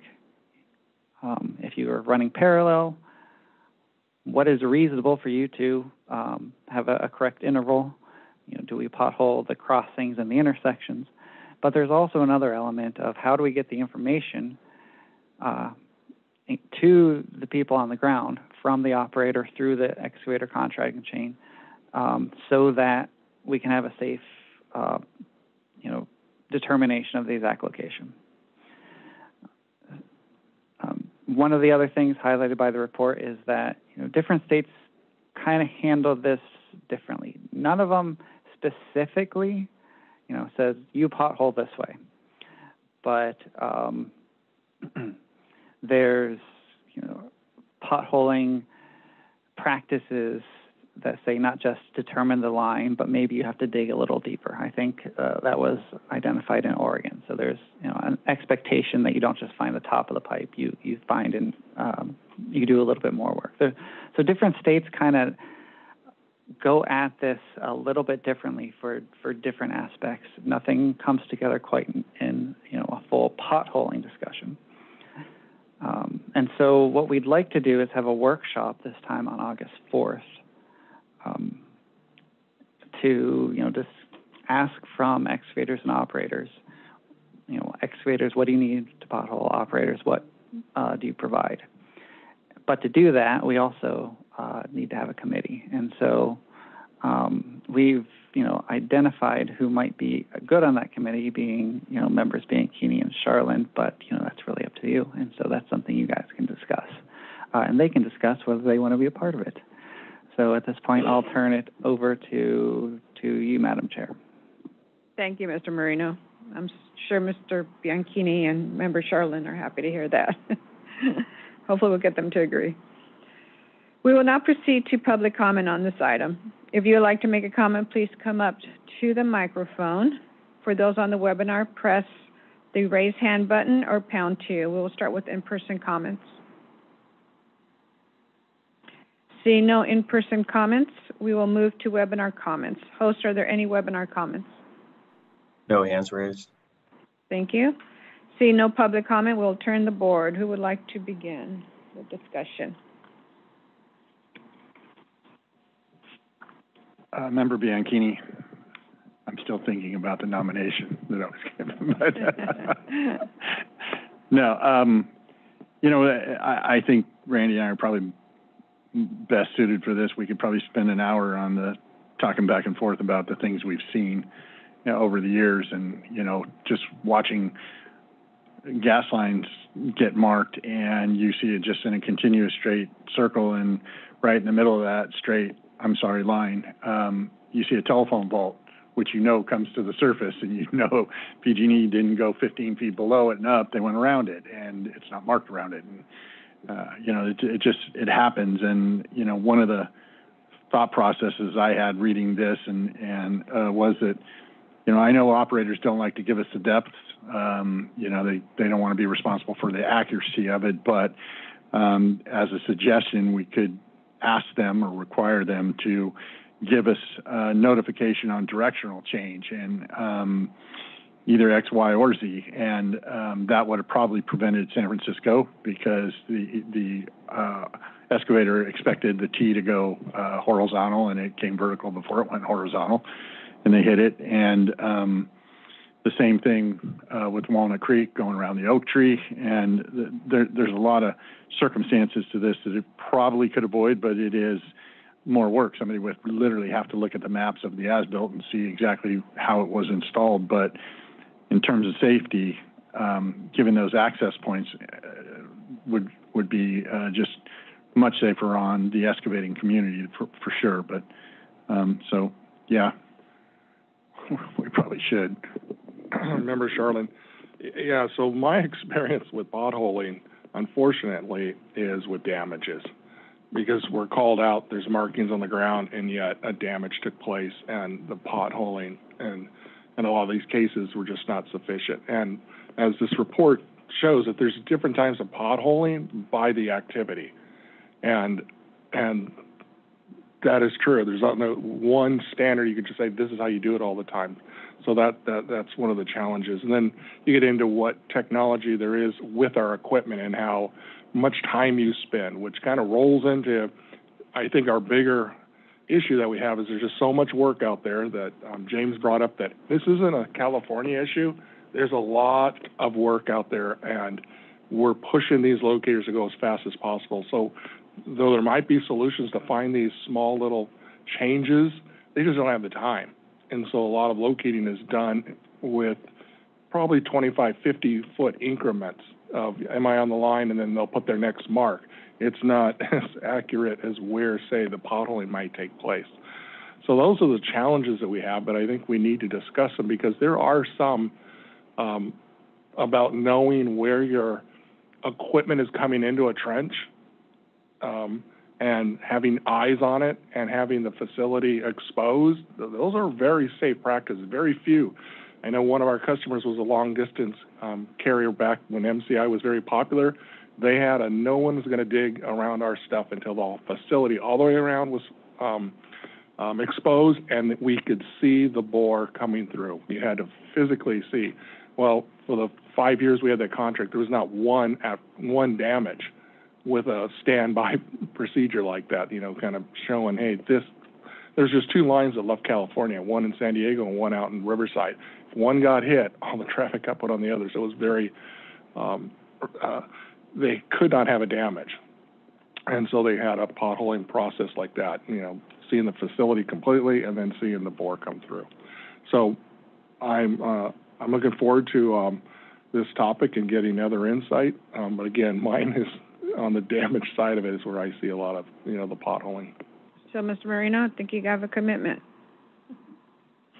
Any other comments from the board? Yeah, Member Johns, and yeah, definitely reiterate what both Member Bianchini and Charlin said.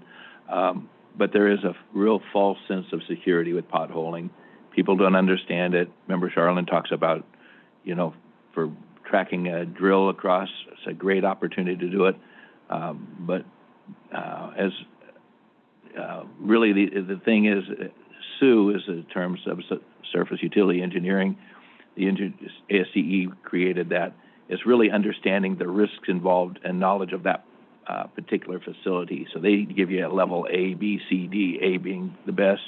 And potholing, it helps you get more confidence, but it's not the end-all solution. So yeah, I think we need to define more of when to pothole, whether the accurate, being the most efficient with potholing, but then also recognizing the shortcomings. Thank you, Member Johns. Any further comments? Member Bianchini, Member Charlin, thank you so much for continuing to serve the board. We appreciate you accepting that. For volunteering, you mean? For being volunteered. Seeing no further discussion, we're going to go ahead and proceed to the next item. Item 17, Board Member Public Engagement Report. The next item is Board Member Public Engagement Report regarding any relevant experiences with the public relating to the board or safe excavation practices. We'll begin with board comments followed by public comments. Are there any board members who would like to provide update on public engagement?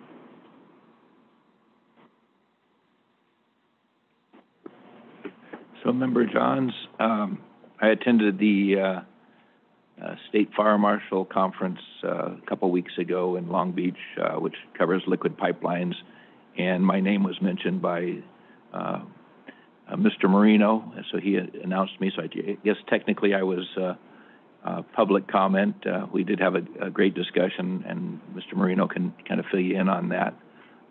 But yeah, we did share what the board's working on, and I think got real positive feedback from the liquid pipeline community about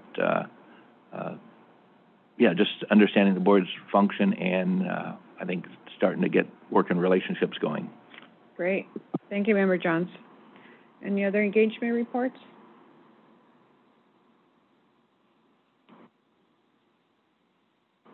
We will now proceed to public comment on this item. If you would like to make a comment, please come up to the microphone. For those on the webinar, press raise hand button or #2. We'll start with in-person comment.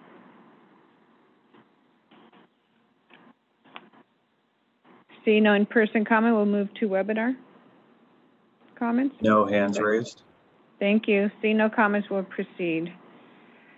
Next item is item 18, Executive Officer's Report. The next item on the agenda today is Executive Officer's Report from Mr. Tony Marino. Thank you.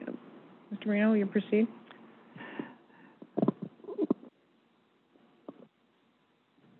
Thank you, Madam Chair. So we'll start with just a couple HR updates. It is my pleasure to introduce our new and the board's first Assistant Executive Officer for Education and Enforcement, Brittany Branneman, promoted from Policy Manager a little less than a month ago, I believe. So as you know, education and enforcement are go hand in hand in this organization, probably more than any other I've seen. And for that, to fight the tendency of all organizations to have silos, we have a top-level assistant executive officer who's helping to, promote the board and our education mission and weave it into our investigations and enforcement actions. So congratulations, and I'll turn it over to her for the rest of the HR report. Thank you. Thank you. Well, we are thrilled to welcome Kathy Trong. She's new to the team, and she is joining us on the policy side, where she will be focusing a strong effort on EPR analysis. Kathy graduated from Sac State, where she started her career at a private law firm working on litigation cases. She began her state service in 2018 with the legal division at the Department of Fair Employment and Housing. After that, she moved over to the state controller's office, and then we were able to welcome her over. Today is actually her first day. Wow, welcome. She has a newfound appreciation for the outdoors and is a beginner hiker. Kathy also enjoys to travel and has visited Japan, Italy, France, United Kingdom, Canada, and Mexico. So we are thrilled to have Kathy on the team. Welcome. Welcome on board.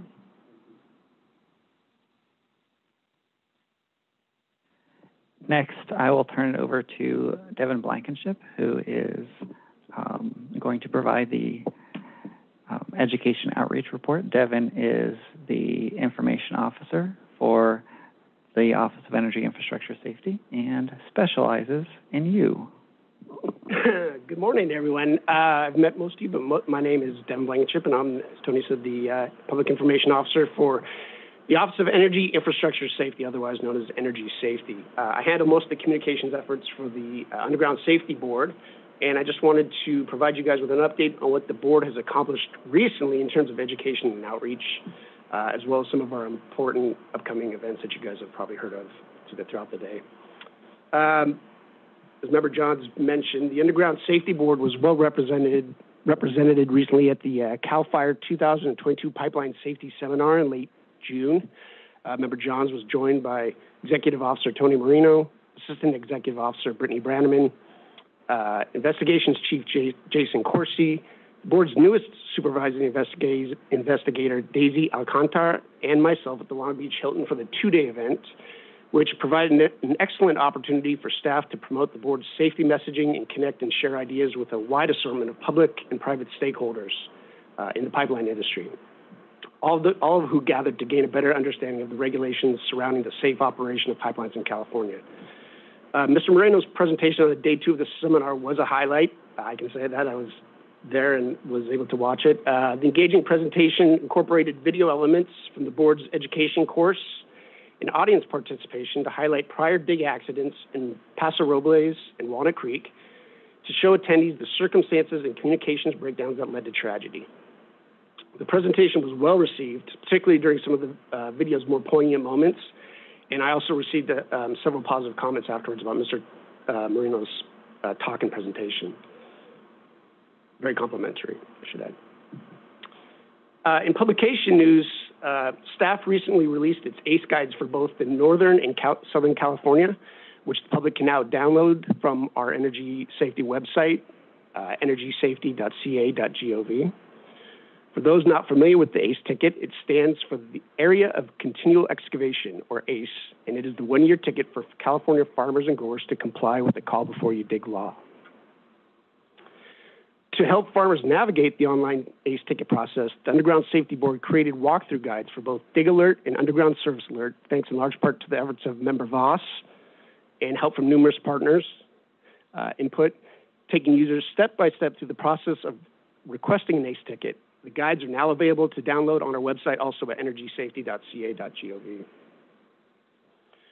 In addition to that, the board also recently released a one-page information sheet in PDF form for the public that explains what to do if you or someone of the public has damaged underground utility infrastructure, or if you discovered damage. This document, as well, is also available on our website now, so we have a handful of those. The Underground Safety Board has entered the social media world over the last several months, albeit slowly, through Energy Safety's Twitter and LinkedIn accounts. Our communications team at Energy Safety is now made of 2, and so we're currently working out, building out the department's social media calendar. And part of that includes creating 5 to 6 posts specifically for the board each month. Last month, for example, Energy Safety's Twitter ran a post on Twitter and LinkedIn highlighting the new ACE guides and with a link back to the webpage and how to download it. And that's going to be a regular thing every month, 5 to 6 posts that are geared specifically for the Underground Safety Board, and we'll work with staff to figure that out and figure the best messaging. And that does not include anything breaking news as well that we would also include on social media. We'll continue to post scheduled items like this each month in addition to any newsworthy items that may pop up. The social media accounts, to be honest, right now are in their infancy, but one of our communications department's main focus points over the next year will be to grow and add platforms as we add staff, increasing the board's digital presence so we can reach out to and reach more people. Part of this digital development also includes some redesign of the board's current web pages that's within Energy Safety to give it a more defined look within the Energy Safety domain, because right now it can kind of get a little mixed, and so we are currently working on that. Again, it's a staffing type thing, but we hope to have something this summer, kind of a prototype, I think, to work on. You probably heard Ms. Brademan mention this previously, but I wanted to remind the public that the Underground Safety Board has several upcoming workshops this summer that we are encouraging the public to attend and participate in. The first will take place on Zoom Thursday, July 21st, and focus on ticket volatility, specifically how operators and locators manage their ticket locate request workloads and the challenges they experience completing locate requests. The second workshop will take place a week later on July 28th, focusing on abandoned facilities from the standpoint of local agencies.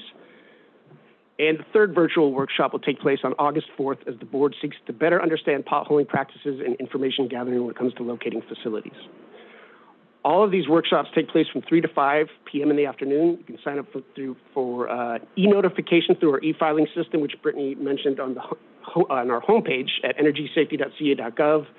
There's a link at the very top right, which will take you to sign up to automatically receive the Zoom links to the workshops. Excuse me. Board staff will also be releasing a planning ticket online survey the week of July 14th, coming up here to learn more from those who plan and design excavation projects about what information they currently receive regarding underground facilities, what information they are not currently receiving but would like to receive, as well as how this fits in with local permitting and approvals. We encourage those who are interested to participate in this survey. We have an exciting call to action for any stakeholders who would like to practice presenting at our September 12th Education and Outreach meeting. We are looking for stakeholders to sit on a panel discussion or prepare a presentation to discuss abandoned lines and or potholing. If you or your company would like to share your safe practices, please reach out to me for more information. And then finally, the board has a few open seats, and we are looking for people interested in serving. If you are interested in applying, please visit the Governor's tab at gov.ca. Governor's page at gov.ca.gov and click on the Appointments tab. You should be able to find the Underground Safety Board's listing there. And thank you for your time. I'd be happy to take any questions if you guys have any. Thank you. Thank you. Before we get going with that, can you tell us what's the best way to contact you? You asked us to reach out to you. My email is Devin Blankenship, DEVIN.Blankenship, BLANKENSHIP, at energysafety.ca.gov. I apologize for my last name. It's quite a mouthful. Thank you, Mr. Blankenship. If you could just stay there for a second. Sure. Excellent work. I've been following the social media, and it's just amazing. It's amazing the changes and how we're moving forward, so thank you for your work. It's nice to have a PIO on staff here. Thank you. It takes a lot, right now there's a lot of planning going on, and just kind of the planning process, and I think by the end of the summer we'll be kind of rolling much quicker and putting out some more content. Great. Thank you so much. And Ms. Branneman, we look forward to your leadership in that department, so welcome to that, and the best person for the job, I think, so congratulations. And just one more thing before Yes, the report's over. Wanted to also ask, when you discuss, it sounded like during this meeting there was some appetite to have an agenda item on electronic positive response, particularly how it's used, and well, then we can go from there. But I want to get your sense and your direction if you wanted an item on electronic positive response. And that's the end of my report. Thank you. Thank you. Excuse me, Member Charlin. I think it's very valuable to put the EPR onto our agenda so we can discuss it and get more insight of why they're used, why we don't have just two, I know James went over it and kind of explained it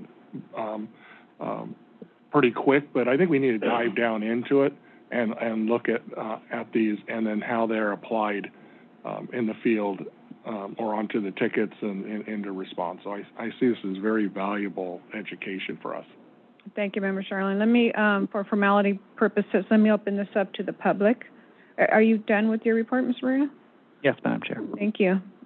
If you would like to make a comment, please come up to the microphone for in-person.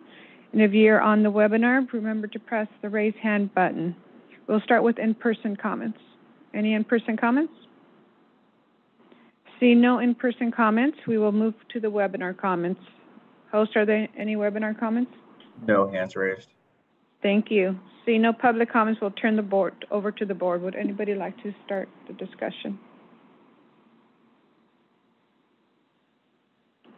No comments?